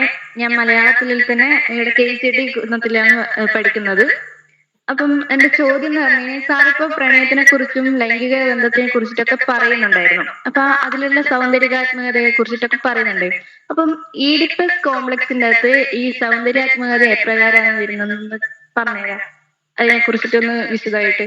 ഇത് വളരെ സ്പെസിഫിക് ആയ ചോദ്യം. ഇത് വളരെ എല്ലാ വിഷയങ്ങളുടെയും BEd ഇരിക്കുന്ന എടുത്ത് എന്തായാലും ഞാൻ ഇടപെടാം. ഞാനത് ബാക്കിയുള്ള ആൾക്ക് എത്രത്തോളം താല്പര്യം ഉണ്ടാവും അറിയില്ല. ഈഡിപ്പൽ കോംപ്ലക്സ് എന്ന് പറയുന്നത് എങ്ങനെ സൗന്ദര്യാനുഭൂതിയായിട്ട് മാറുന്നു എന്നുള്ളതിന് ആദ്യത്തെ കാര്യം എന്ന് വെച്ചാൽ മനുഷ്യൻ പ്രാഥമികമായിട്ടും മൃഗമാണ്. ഞാൻ അങ്ങനെ കരുതുന്ന ആളാണ്. ഞാൻ ദൈവസൃഷ്ടിയായിട്ട് കരുതുന്നില്ല മനുഷ്യനെ. വളരെ ഭൗതികമായ സാഹചര്യങ്ങൾ കൂടെ വളരുന്ന ഒരാളാണ് മനുഷ്യൻ. അപ്പൊ ചെറുപ്പത്തിൽ നമ്മള് പിന്നെ ജനിച്ചു വീഴുമ്പം ഏത് കുട്ടിയും അമ്മയുമായിട്ട് ബന്ധപ്പെട്ടാണ് നിൽക്കുന്നത്. അമ്മയുടെ ഇപ്പൊ മുലപ്പാൽ കുട്ടി എന്തിനാ കുടിക്കുന്നത്? അതിന്റെ പോഷകാഹാരത്തെ കുറിച്ചുള്ള സയൻസിന്റെ ചിന്തകൾ പഠിച്ചിട്ടല്ലല്ലോ. അത് കുട്ടി കുടിക്കുന്നത് അതിന്റെ ചുണ്ട് എന്ന് പറയുന്ന അവയവം ഒരാനന്ദ അനുഭൂതി അതിന് നൽകുന്നുണ്ട്, അത്രയേ ഉള്ളൂ. അതിന്റെ പോഷകാഹാരമൊക്കെ അതിന്റെ നാച്ചുറൽ സെലക്ഷനിലൂടെ വീണ്ടും സയൻസിലേക്ക് പോയാല് ഒരു കുട്ടി മുല കുടിക്കാനുള്ള പ്രവണത ഇല്ലാത്ത കുട്ടികളൊക്കെ പരിണാമത്തിന്റെ ഘട്ടത്തിൽ നിർദ്ധാരണം ചെയ്യപ്പെട്ട് പുറത്തുപോയി, നേരത്തെ മരിച്ചുപോയി. അപ്പൊ മുല കുടിക്കാനുള്ള പ്രവണതയുള്ള കുട്ടികൾ മാത്രമാണ് അടുത്ത ജനറേഷനെ സൃഷ്ടിക്കാൻ കഴിയുന്ന മട്ടിൽ 15-16 വയസ്സ് വരെ നിലനിന്നാണ് ഇതിന്റെ അർത്ഥം. അപ്പോ ആ അനുഭൂതി മനുഷ്യന്റെ അനിവാര്യമായ അനുഭൂതി, ആവശ്യമുള്ളൊരു കാര്യമാണ്. അപ്പൊ അങ്ങനെ വളരുമ്പോൾ കുട്ടിക്കൊന്നും അറിയുന്നില്ല. കുട്ടിയെ സംബന്ധിച്ചിടത്തോളം അമ്മയാണ് അമ്മ ഭക്ഷണമാണ്, അമ്മ ആനന്ദമാണ്, അമ്മയാണല്ല ആശ്വാസമല്ല. അപ്പൊ അങ്ങനെ ഇരിക്കുന്ന അമ്മ ഇതിൽ നിന്ന് കുറച്ച് കഴിയുമ്പോൾ കുട്ടിയെ വേർപെടുത്താൻ നോക്കുന്നു, അല്ലെ? ഇന്നും ആ ചെറു നിന്ദനമെന്നിൽ ചെന്നി നായകം ചേർത്തിറക്കുമ്പോൾ, വൈലോപ്പള്ളി പണ്ടത്തെ ഭാഷയാൻ പറയുന്നത്. അമ്മയിൽ നിന്ന് വേർപിരിക്കാൻ വേണ്ടി പിന്നെ ചെന്നി നായകമൊക്കെ പുരട്ടിയിട്ട് കയ്പുണ്ടാക്കിയിട്ട് കുട്ടിയെ വേർപെടുത്തുന്ന പഴയ രീതിയാണ്. അപ്പൊ ഇങ്ങനെ വരുമ്പോൾ കുട്ടിക്ക് മതിയായിട്ടില്ല, അമ്മയിൽ നിന്നുള്ള ഈ ബന്ധം മതിയായിട്ടില്ല. പിന്നെ എന്താ കുട്ടി ചെയ്യുക നമ്മളൊക്കെ ചെയ്തിട്ടുണ്ടാവും. കുട്ടി ചെയ്യുക പിന്നെ വിരൽ കുടിക്കാൻ തുടങ്ങും. അപ്പൊ വിരൽ എന്താ ചെയ്യുന്നത്? വിരല് അമ്മയ്ക്ക് പകരമാണ് കുടിക്കുന്നത് വിരലിനെ. അതിനാണ് സൈക്കോ അനാലിസിസിൽ ഡിസ്പ്ലേസ്മെന്റ് എന്ന് പറയുന്നത്. അമ്മക്ക് പകരം അമ്മയുടെ മുലക്ക് പകരം അത് വിരൽ കുടിക്കുന്നു. ഈ വിരൽ കുടിച്ചു കഴിഞ്ഞാൽ പിന്നെ എന്താ സംഭവിക്കുന്നത്? കുറച്ചുകൂടി വളർന്നു കഴിഞ്ഞാൽ ഇപ്പൊ നിങ്ങൾ എത്ര പ്രായം വരെ വിരൽ കുടിക്കാം? ഒരു 5 വയസ്സ് വരെ വിരൽ കുടിച്ചാൽ ആളുകൾ ചിലപ്പോൾ അഡ്ജസ്റ്റ് ചെയ്ത് നിൽക്കും. പക്ഷെ ഒരു 10 വയസ്സ് 15 വയസ്സ് നിങ്ങളുടെ കോളേജിൽ വിരൽ കുടിച്ചുകൊണ്ട് ഒരാൾ നടന്നു പോയാൽ ആളുകൾ പരിഹസിക്കുമല്ലോ. അപ്പൊ എന്താ ചെയ്യാം? അപ്പൊ ചെയ്യുന്നത് നിങ്ങളൊരു സിഗരറ്റ് എടുത്ത് കൊളുത്തുന്നു, സിഗരറ്റ് ഇങ്ങനെ വലിക്കുന്നു. ആ വലിക്കുന്നതിന്റെ പിന്നിൽ പഴയ അമ്മയുമായിട്ടുള്ള ബന്ധമുണ്ടെന്നാണ് ഫ്രോയിഡ് പറയാം. അപ്പൊ സാഹിത്യത്തിൽ ഇതെങ്ങനെയാ സംഭവിക്കുന്നത്? സാഹിത്യത്തിൽ മാമ്പഴം എന്ന് പറയുന്ന ഒരു കവിതയിലൂടെ അമ്മയും കുട്ടിയും തമ്മിലുള്ള ബന്ധത്തിൽ, അതാണ് MN വിജയന്റെ വളരെ പ്രസിദ്ധമായ മാമ്പഴ നിരൂപണതാണ്. അതായത് മാമ്പഴം, അമ്മയുടെ പഴം എന്ന് വെച്ചാൽ അമ്മയുടെ പാൽ ഉൽപ്പാദിപ്പിക്കുന്ന ശരീരഭാഗം എന്നർത്ഥം, മുല എന്നർത്ഥം. മാമ്പഴം എന്നാലോചിക്കുക, പഴം എന്നുള്ള ആ മാമ്പഴം എന്ന് പറയുമ്പോൾ കുട്ടിയുടെ മനസ്സിലൂടെ അബോധമായിട്ട് അമ്മയെ തന്നെയാണുള്ളത്. അതുകൊണ്ട് അപ്പൊ മാങ്ങ പൂങ്കുല തല്ലി തന്നെ തടഞ്ഞ അമ്മ, അതായത് തന്റെ മുലപ്പാൽ കുടിക്കാൻ വേണ്ടി ഞാൻ തുടർന്ന സമയത്ത് എന്നെ തട്ടി നീക്കിയ അമ്മ, ആ അമ്മയോടുള്ള പ്രതികാരമായിട്ടാണ് കുട്ടി പിന്നീട് മരിക്കുന്നത്. ആ മരിക്കുന്ന കുട്ടി മരിക്കുന്നതല്ല, വൈലോപ്പിള്ളിയാകുന്ന ശിശു ഈ ചെറിയ പ്രായത്തിൽ താൻ അനുഭവിച്ച ഈ അനുഭൂതിയെ, ഈ വിഷാദത്തെ, ഈ വെട്ടിമാറ്റലിനെ അബോധത്തിൽ സൂക്ഷിക്കുകയും അത് പിന്നീട് ഒരു കവിതയായിട്ട് മാറുകയും ചെയ്യുന്നു. മാഞ്ചുന മണക്കുന്ന മേടത്തിൻ മടിയിൽ പിറന്നവനല്ലോ ഞാൻ എന്ന് പറയുമ്പം വളരെ വ്യക്തമാണല്ലോ അത്. മേടത്തിന്റെ മടി, മാഞ്ചുന മണക്കുന്ന മേടം തുടങ്ങിയ അപ്പൊ ആ പ്രയോഗങ്ങൾ നോക്കിയാൽ അപ്പോ ഇങ്ങനെ നമ്മുടെ ആന്തരികമായ വാസനകൾ പൂർണ്ണമായും തടഞ്ഞാൽ നിങ്ങൾ വിഷാദ രോഗിയായി മാറും. അപ്പൊ പിന്നെന്താ ചെയ്യുക? ആ വാസനകളെ സാഹിത്യ അനുഭൂതിയായി കൊണ്ടു നടക്കും. അങ്ങനെ സാഹിത്യ അനുഭൂതിയായി കൊണ്ടു നടക്കുമ്പോൾ നമ്മൾ ഇടിപ്പൽ ദുഃഖങ്ങളിൽ നിന്ന് സ്വതന്ത്രമാകുന്നു. മാമ്പഴം എന്നുള്ള കവിത വായിക്കുകയും ആസ്വദിക്കുകയും ചെയ്യുന്നതോടുകൂടി നമ്മുടെ ഉള്ളിലുള്ള അബോധമായ ഇടിപ്പൽ സംഘർഷങ്ങളെ അയയുകയും നമ്മൾ സ്വസ്ഥരാകുകയും ചെയ്യും. ഞാൻ ഒറ്റ കാര്യം കൂടെ പറയാം ഇതിനകത്ത്. ഇടിപ്പൽ സംഘർഷത്തിന്റെ ഒരു ഉപാധി ഇപ്പൊ എല്ലാ കുട്ടികൾക്കും, പണ്ടത്തെ കാലമാണ് പറയുന്നത്, എല്ലാ കുട്ടികൾക്കും നമ്മൾ ചെറുപ്പത്തിൽ പറഞ്ഞു കൊടുക്കുന്ന കഥ എന്താ? ഒരു കാട്ടിൽ ക്രൂരനായ ഒരു സിംഹം, അല്ലെ? കാട്ടിൽ ക്രൂരനായ ഒരു സിംഹം ഉണ്ടായിരുന്നു. ചെറിയ കുട്ടിയാണ്, ഒരു 3-4 വയസ്സുള്ള കുട്ടിക്ക് കഥ പറഞ്ഞു കൊടുക്കണം. ഇപ്പൊ കാട്ടിലൊരു ക്രൂരനായ സിംഹം ഉണ്ടെന്ന് പറയുമ്പോൾ കുട്ടിയുടെ മനസ്സിലെ ക്രൂരനായ അച്ഛന്റെ ചിത്രമാണ് വരുന്നത്. കുട്ടിയാണെന്ന് അറിയുന്നില്ല, കാരണം ഇമേജ് അങ്ങനെയാണ്. ആക്രോശിക്കുന്ന, എപ്പോഴും ദേഷ്യപ്പെടുന്ന, എല്ലാവർക്കും ഭയം ജനിപ്പിക്കുന്ന ഒരാൾ വീട്ടിൽ അച്ഛനാണ്. അപ്പൊ കുട്ടിയുടെ ഉള്ളിൽ അത് അച്ഛൻ എന്ന് പറയുന്ന ഭാവമായിട്ടാണ് വരുന്നത്. അടുത്തായിട്ട് മുത്തശ്ശി പറഞ്ഞു കൊടുക്കുന്നത് ആ കാട്ടിൽ സാധുവായ ഒരു മുയലുണ്ടായിരുന്നു. അപ്പൊ കുട്ടി ആ മുയൽ താൻ തന്നെയാണെന്ന് മനസ്സിലാക്കും. കുട്ടി അറിഞ്ഞിട്ടല്ലത്. അപ്പൊ കുട്ടിയുടെ ഉള്ളിൽ അപ്പൊ ധ്രുവൻ രൂപപ്പെട്ടു. അച്ഛൻ എന്ന് പറയുന്ന സിംഹം, ഭീകരജീവി, സാധുവായ മുയൽ, ഇര. പിന്നെ എന്താ കഥ എങ്ങനെയാ പോകുന്നത്? എല്ലാ ജീവികളെയും സിംഹം കൊല്ലുന്നു, തിന്നുന്നു, അതാണല്ലോ അച്ഛൻ. അടുത്ത ഘട്ടത്തില് ഈ സിംഹത്തെ, മുയലാണെന്ന് ചെല്ലേണ്ട ദിവസം, അപ്പൊ മുയല് വൈകി ചെല്ലുന്നു. സിംഹം എന്താണെന്ന് ചോദിക്കുന്നു. അവസാനം ഇങ്ങനെ കിണറ്റിലൊരു സിംഹം എന്നെ തടഞ്ഞു നിർത്തി എന്ന് പറയുന്നു. അപ്പൊ അങ്ങനെ കിണറ്റിൽ നോക്കാൻ വേണ്ടി പറയുമ്പോൾ സിംഹം നോക്കുന്നു. ആക്രോശിക്കുമ്പോൾ അവിടുന്ന് പ്രതിധ്വനി ഉണ്ടാവുന്നു. മറ്റൊരു സിംഹം എന്ന് വിചാരിക്കുന്നു. സിംഹം കിണറ്റിൽ ചാടുന്നു, മരിക്കുന്നു. ഇപ്പൊ എന്താ സംഭവിക്കുന്നത്? കുട്ടിയുടെ മനസ്സായിരുന്നു.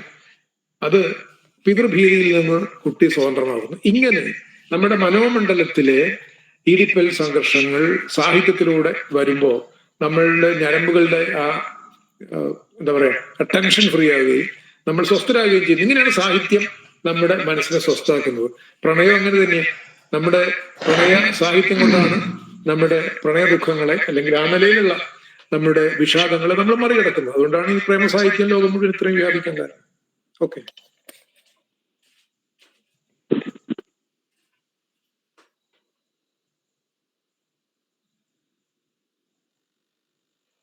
സർ, എന്റെ പേര് ശ്വേത എന്നാണ്. ഞാൻ KUCT തന്നെ വിദ്യാർത്ഥിനിയാണ്.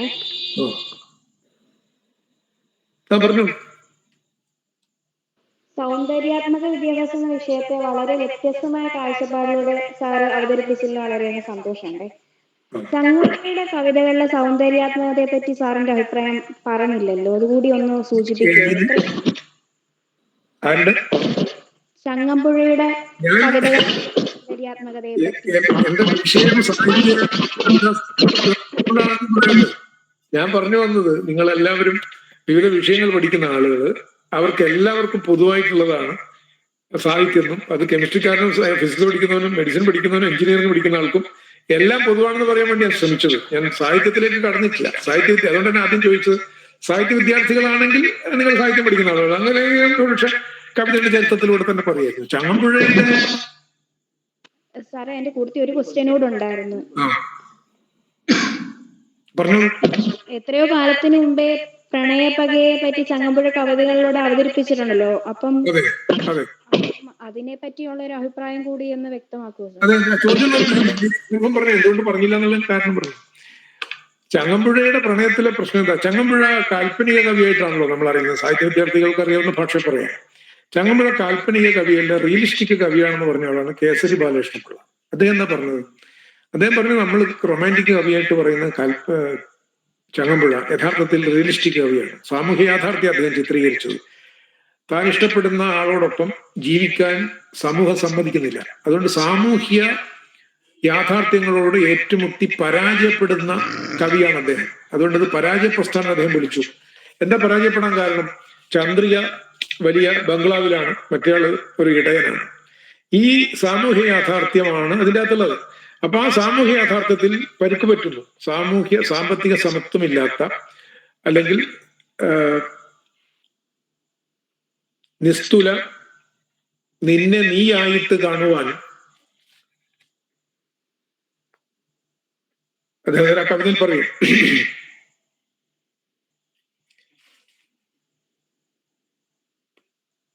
അതായത് നമ്മൾ അന്നത്തെ കാലഘട്ടത്തിൽ, അല്ലെങ്കിൽ ഇന്നും ഒരു പരിധിയോളം മനുഷ്യനെ മനുഷ്യനായിട്ട് കാണാതിരിക്കുകയും ജാതിയുടെയും മതത്തിന്റെയും സമ്പത്തിന്റെയും പേരിൽ മനുഷ്യരെ വേർതിരിക്കുകയും ചെയ്യുന്ന ഒരു ഘട്ടത്തിലാണ് പ്രണയവുമായിട്ട് ഇടയൻ വരുന്നത്, അല്ലെ, രമണൻ വരുന്നത്. അതുകൊണ്ട് ആ രമണനോട് പറയാണ് ചങ്ങമ്പുഴ, അല്ലെങ്കിൽ രമണ, നിന്നെ നീ ആയിട്ട് കാണുവാൻ ഈ പ്രപഞ്ചത്തിന് സാധ്യമല്ല.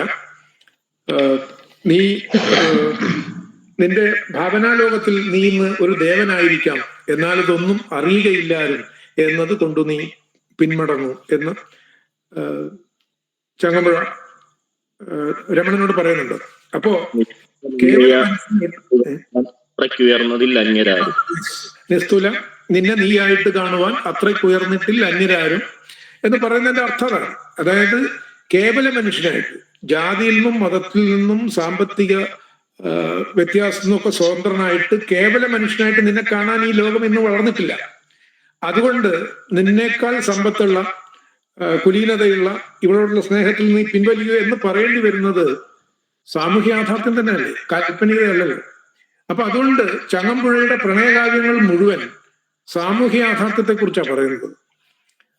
അവിടെ അദ്ദേഹം കേൾപ്പൂ ഞാൻ അന്തർനാദമൊന്നെന്നിൽ ഈ നാടകം തീർച്ചയാണ് അവസാനം രക്തത്തിൽ താനെന്നായി എന്നൊരു വരിയുണ്ട് അതിനകത്ത്.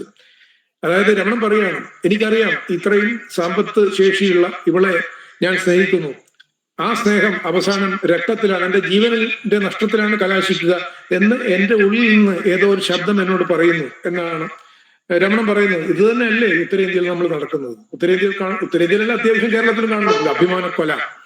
അപ്പൊ ഈ അഭിമാനക്കൊല നിലനിൽക്കുന്നിടത്തോളം കാലം രമണൻ അല്ലെങ്കിൽ ചങ്ങമ്പുഴ പ്രസക്തമാണ്. അത് ആ നിലയിൽ മനസ്സിലാക്കാൻ, അതുകൊണ്ട് ചങ്ങമ്പുഴയുടെ കവിത പഠിക്കേണ്ടത് മലയാളം പഠിക്കുന്ന ആളുകളുടെ തൊഴിലിന്റെ പ്രശ്നമല്ല, കേരളത്തിലെ എല്ലാ കുടുംബങ്ങളിലും എല്ലാവരും പഠിക്കേണ്ട ആവശ്യമാണ്. എങ്കിലേ അഭിമാനക്കൊലകൾ ഇല്ലാതിരിക്കൂ. അങ്ങനെയാണെങ്കിലേ യുവാക്കളുടെയും യുവതികളുടെയും ജീവൻ നിലനിൽക്കുകയുള്ളൂ. ഒരു ജീവൻ മരണ പ്രശ്നം അത്. അപ്പൊ അതുകൊണ്ട് ചങ്ങമ്പുഴയുടെ സൗന്ദര്യാത്മക വിദ്യാഭ്യാസം ചങ്ങമ്പുഴയെ സംബന്ധിച്ചിടത്തോളം അത് നമ്മുടെ ആധുനിക കുടുംബഘടനയും ആധുനിക സാമൂഹ്യ ഘടനയുടെയും നേരെയുള്ള വിമർശനമാണ്. ആ നിലയിൽ ചങ്ങമ്പുഴയെ നമുക്ക് മനസ്സിലാക്കാൻ കഴിയണം. പിന്നീട് ഞാൻ ഈ അടുത്ത കാലത്ത് മയ്യഴിയെ കുറിച്ച് എഴുതി. മയ്യഴിപ്പുഴയുടെ തീരങ്ങളിൽ നോക്കൂ, മയ്യഴിപ്പുഴയുടെ തീരങ്ങളിലെ എന്നുള്ള മുകുന്ദന്റെ നോവലിൽ ചന്ദ്രിക എന്ന് പറയുന്നൊരു കഥാപാത്രമുണ്ട്. നേരത്തെ ചന്ദ്രിക, അതായത് ചങ്ങമ്പുഴയുടെ ചന്ദ്രിക രമണന്റെ പ്രേമത്തിൽ നിന്ന് പിൻവാങ്ങുകയാണ് ചെയ്യുന്നത് കുടുംബത്തിന്റെ സമ്മർദ്ദം കൊണ്ട്. പക്ഷെ അവിടെ ഒരു തൊഴിലുമില്ലാതെ ആദർശവാദിയായിട്ട് നടക്കുന്ന ദാസനോടുള്ള പ്രണയത്തിൽ നിന്ന് ചന്ദ്രികയോട് പിൻവാങ്ങാൻ പറയുകയും ചന്ദ്രികയെ മറ്റൊരു വിവാഹത്തിന് ആ ബംഗ്ലാവിലെ ഭരതൻ എന്ന് പറയുന്ന പിതാവ് നിർബന്ധിക്കുകയും ചെയ്യുമ്പോൾ അവള് കടൽ ചാടി ആത്മഹത്യ ചെയ്യുന്നു. വിശദാംശങ്ങൾ പറഞ്ഞില്ലെങ്കിൽ അതിന്റെ ലക്ഷ്യമാണ്. ഒടുവിൽ ദാസനും പോയിട്ട് ആത്മഹത്യ ചെയ്യുന്നു. അപ്പൊ 70കളിലും പ്രമേയം ഇത് തന്നെയാണ്. ഏറെയും കുറഞ്ഞു നമ്മുടെ സമൂഹത്തിൽ മനുഷ്യബന്ധങ്ങൾ ജനാധിപത്യവൽക്കരിക്കപ്പെടുന്നിടത്തോളം ചങ്ങമ്പുഴ പ്രസക്തനായിരിക്കും. ചങ്ങമ്പുഴ മാത്രമല്ല, ആ നിലയിൽ പറയപ്പെടുന്ന എല്ലാ കവിതകളും പ്രസക്തമായിരിക്കും. ഈ പ്രണയ കവിതകൾ നമ്മൾ കൂടുതൽ വായിക്കേണ്ടി വരുന്നത് പ്രണയം ഇപ്പോഴും നമ്മുടെ സമൂഹം അംഗീകരിക്കാത്തതുകൊണ്ട്. അംഗീകരിച്ചു കഴിഞ്ഞാൽ പ്രണയ കവിതകൾക്ക് വലിയ സ്ഥാനമൊന്നുമില്ല. ഇപ്പോ യൂറോപ്പിൽ നമ്മൾ ഇത്രയും പ്രണയ കവിതകളും നമ്മുടെ സോക്കോൾഡ് പൈങ്കിളി നോവലുകളൊന്നും അവിടെ അത്ര ചെലവഴിക്കാത്തതിന്റെ കാരണം അവർക്കതൊരു ടെൻഷനല്ല. പ്രണയം അവരുടെ സാമൂഹിക ജീവിതത്തിന്റെ ഭാഗമാണ്. പക്ഷെ ഇവിടെ അതിന്റെ പേരിൽ ആളുകൾ കൊല്ലപ്പെടുമ്പോൾ തീർച്ചയായിട്ടും അതിന് സാമൂഹ്യ പ്രസക്തിയുണ്ട്. അതുകൊണ്ട് സാഹിത്യം സമൂഹത്തിന് പുറത്തു നിൽക്കുന്ന ഒരു കാര്യമല്ല, സമൂഹത്തെ എപ്പോഴും തിരുത്തിക്കൊണ്ടിരിക്കുന്ന ഒരു കാര്യമാണ്. അതുകൊണ്ട് സാമൂഹ്യ മേഖലയിൽ നമ്മൾ അംഗീകരിച്ച സത്യങ്ങൾ അല്ലെങ്കിൽ നമ്മുടെ അനീതികൾ അനുഭവിക്കുന്ന ഘട്ടത്തില് അതിനോട് വെല്ലുവിളിക്കുന്നത് ഇതുപോലെ ഏതെങ്കിലും ഒറ്റപ്പെട്ട കവികളായിരിക്കും. ഒറ്റപ്പെട്ട കവികളുടെ ഏകാന്തതയിലാണ് സാമൂഹ്യ സംഘർഷങ്ങൾ യഥാർത്ഥത്തിൽ സാഹിത്യ രൂപം കൈക്കൊള്ളുന്നത്. അതുകൊണ്ട് ആണ് കേസരി ബാലകൃഷ്ണപിള്ള കവികളെ വിഷന്തീനികൾ എന്ന് പറഞ്ഞത്. കാരണം അവർ നമുക്ക് വേണ്ടിയാണ് ഈ വിഷം തിന്നത്, നമുക്ക് വേണ്ടിയാണ് രമണൻ മരിക്കുന്നത്, നമുക്ക് വേണ്ടിയാണ് ചങ്ങമ്പുഴാനിലയിൽ ജീവിച്ച് മരിച്ചു പോകുന്നത്. അപ്പൊ അതുകൊണ്ട് സാഹിത്യ ചരിത്രം കൂടെ ചേരുമ്പോഴേ മനുഷ്യചരിത്രം, കലാചരിത്രവും കൂടി ചേരുമ്പോഴേ മനുഷ്യചരിത്രം നമ്മുടെ ഒക്കെ തന്നെ ചരിത്രമാണത്, അത് പൂർണ്ണമാവുകയുള്ളൂ. ഓക്കെ.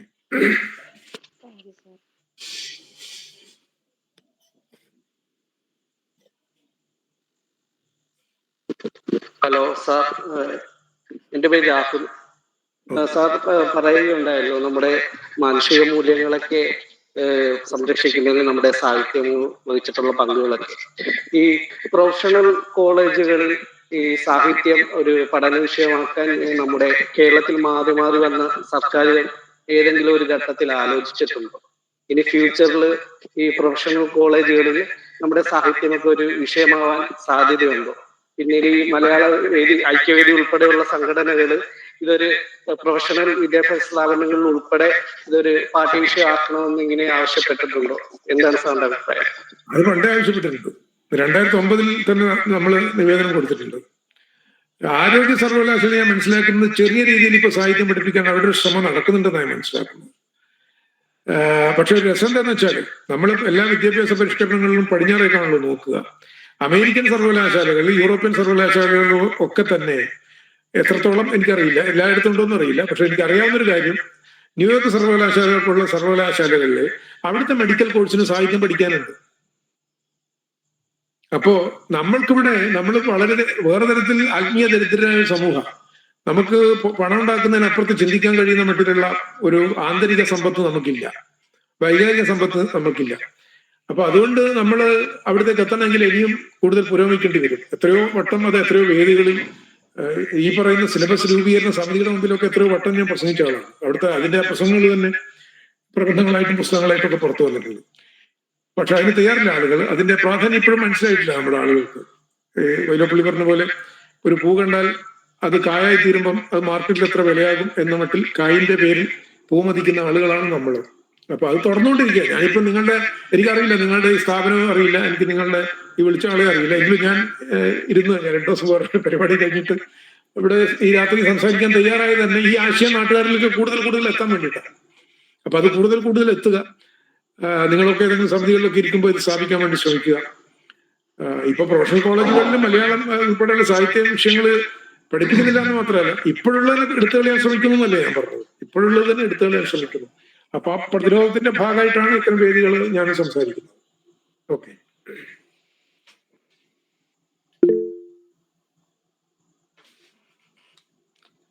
ഇട്ടത് വായിക്കാൻ എനിക്ക് ബുദ്ധിമുട്ടാണെങ്കിലും പറഞ്ഞുകൊള്ളാം. ഒരു കമന്റ് അതാരെങ്കിലും വായിച്ചു തന്നാൽ, അല്ലെങ്കിൽ അയാൾ തന്നെ വായിച്ചു തന്നാൽ കൊള്ളാം. മനുഷ്യരാശി കൃത്രിമ ബുദ്ധിയുടെ യുഗത്തിലേക്ക് ചുവടുവെക്കുന്ന പാതയിലാണ്. പരമ്പരാഗത പഠന മാതൃക കാലത്തിനനുസരിച്ച് മാറ്റങ്ങൾ വരുത്തേണ്ടതുണ്ട്. വിദ്യാഭ്യാസ മാധ്യമങ്ങൾ ഇന്ന് നമുക്ക് വളരെ പരിചിതമാണ്. പുസ്തകങ്ങൾ, പാഠപുസ്തകങ്ങൾ, ക്ലാസ് മുറികൾ എന്നിവയുടെ ഭാവി എന്താകുമെന്ന് ആശങ്കയിലാണ്. സൗന്ദര്യാത്മക വിദ്യാഭ്യാസം പഠനാന്തരീക്ഷവുമായി പൊരുത്തപ്പെടുകയും വേണം. സാങ്കേതിക നവീകരണം, പ്രത്യേകിച്ച് ഡിജിറ്റലൈസേഷൻ, സൗന്ദര്യാത്മക വിദ്യാഭ്യാസം എങ്ങനെ നടപ്പിലാക്കും എന്നതിനെ കുറിച്ചുള്ള അഭിപ്രായം. ഇത് ഈ പ്രഭാഷണത്തിൽ ഒതുങ്ങുന്ന ഒരു വിഷയമല്ല, വളരെ വലിയൊരു വിഷയമാണ്. ഞാൻ പലയിടത്തും പറഞ്ഞിട്ടുണ്ട്, അതിനെപ്പറ്റി എഴുതിയിട്ടില്ല കൂടുതൽ മാത്രം. എന്റെ ധാരണ, ഞാൻ വിഷയത്തിന് പുറത്തു കിടക്കുകയാണ് ഇന്നത്തെ നമ്മുടെ വിഷയത്തിൽ നിന്ന് പുറത്തു കിടക്കുക ഈ ചോദ്യത്തെ സംബോധന ചെയ്യാൻ വേണ്ടി. അതായത് AI വരുന്നതോടുകൂടി, വിദ്യാഭ്യാസത്തിന്റെ ഭാഗമായിട്ട് AI വരുന്നതോടുകൂടി നമ്മൾ നിലവിലുള്ള വിദ്യാഭ്യാസ വ്യവസ്ഥയെ സമ്പൂർണ്ണമായി അഴിച്ചുപണി നടക്കുന്ന കരുതുന്ന ഒരാളാണ് ഞാനിപ്പോ ഈ മാസം റിട്ടയർ ചെയ്യുന്ന ഒരാളാണ്. അതുകൊണ്ട് നിങ്ങളാണ് ഇത് ഏൽക്കേണ്ടി വരിക, അതിന്റെ ഗുണവും ദോഷമൊക്കെ അനുഭവിക്കേണ്ടി വരിക. കാരണം ഒരു AI ഇപ്പൊ നിങ്ങൾ പാലക്കാടുള്ള കുട്ടികൾ തന്നെ AI അധ്യാപികയെ ക്ലാസ്സിൽ ഉണ്ടാക്കിയെടുത്തല്ലോ. അപ്പോ കുറച്ച് കഴിയുമ്പോൾ, ഇപ്പൊ തന്നെ അതിന്റെ ശ്രമങ്ങൾ തുടങ്ങിയിട്ടുണ്ട്. ഇത്രയും B.Ed കഴിഞ്ഞ ആളുകൾ ഇനി ക്ലാസ്സിൽ ആവശ്യമുണ്ടാവില്ല. ഒരു പ്രോഗ്രാമിംഗ് കൊണ്ട് എല്ലാ ക്ലാസ്സിലും പാഠം പഠിപ്പിക്കാൻ കഴിയുന്ന ആളുകൾ വരും. എസ്തെറ്റിക് എന്ന് പറയുന്ന ഘടകത്തെ നിരാകരിച്ചു കഴിഞ്ഞു. ഒറ്റ അധ്യാപകം മതിയല്ലോ, ഒറ്റ അധ്യാപിക മതി.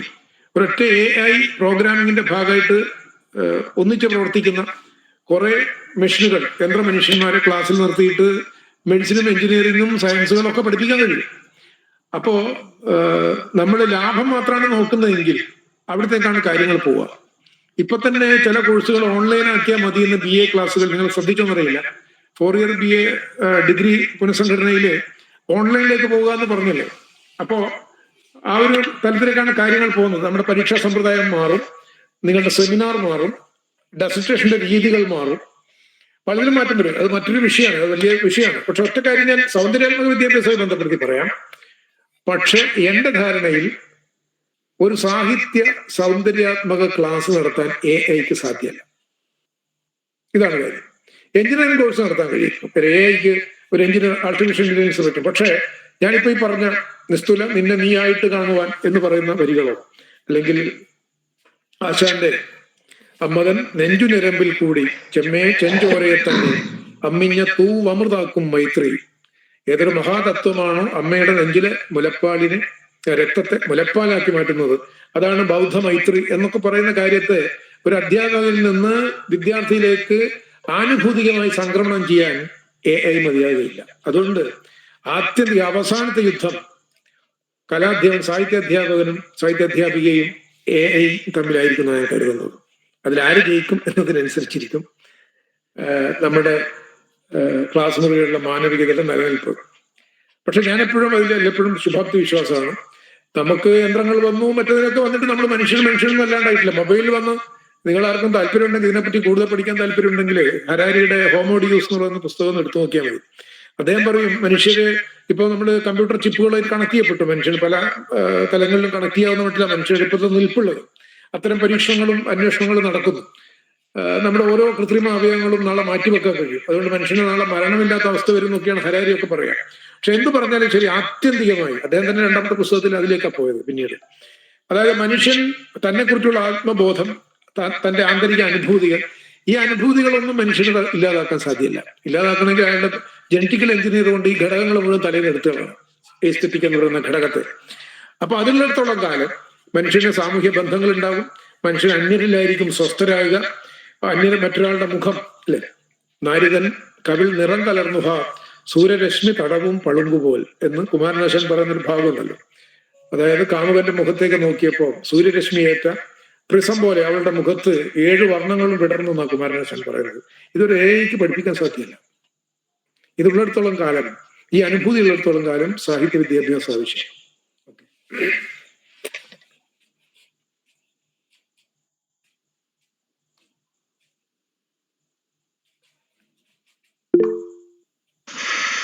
ചർച്ചയിൽ പങ്കെടുത്ത എല്ലാവർക്കും നന്ദി. ഇന്നത്തെ ഈ ചർച്ചയ്ക്ക് കൃതജ്ഞത അർപ്പിക്കുന്നതിനായി കോളേജ് യൂണിയൻ ചെയർപേഴ്സൺ അഭിജിത്ത് തേക്കുട്ടനെ ഏറെ സ്നേഹത്തോടെ സ്വാഗതം ചെയ്യുന്നു.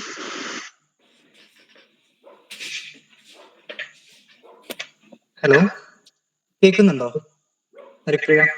കേൾക്കാം. എല്ലാവർക്കും നമസ്കാരം.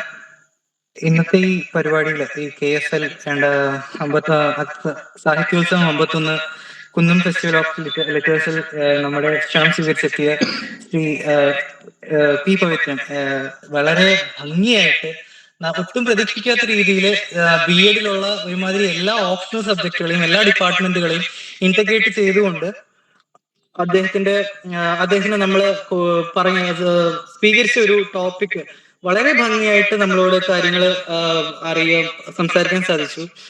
നമ്മുടെ ചോദ്യങ്ങൾ, ഓരോ വിദ്യാർത്ഥികൾ ചോദിച്ച ചോദ്യങ്ങളിൽ നിന്ന് വ്യക്തമാണ് അദ്ദേഹത്തിന്റെ ഭാഷണം എത്ര അധികം ഇമ്പോർട്ടന്റ് ആണെന്നും അത് എത്ര അധികം റെലവെന്റ് ആണെന്നും അത് എത്ര സിഗ്നിഫിക്കന്റ് ആയിട്ട് നമ്മളെ സ്റ്റുഡൻസ് ഓരോരുത്തരും സ്വീകരിച്ചതെന്നും നമ്മളെ സ്റ്റുഡൻസ് ചോദിച്ച ഓരോ ചോദ്യത്തിലും വ്യക്തമായിരുന്നു. അദ്ദേഹത്തിന് വളരെ ഭംഗിയായിട്ട് തന്നെ നമ്മളോടൊക്കെ കമ്മ്യൂണിക്കേറ്റ് ചെയ്യാൻ സാധിച്ചു.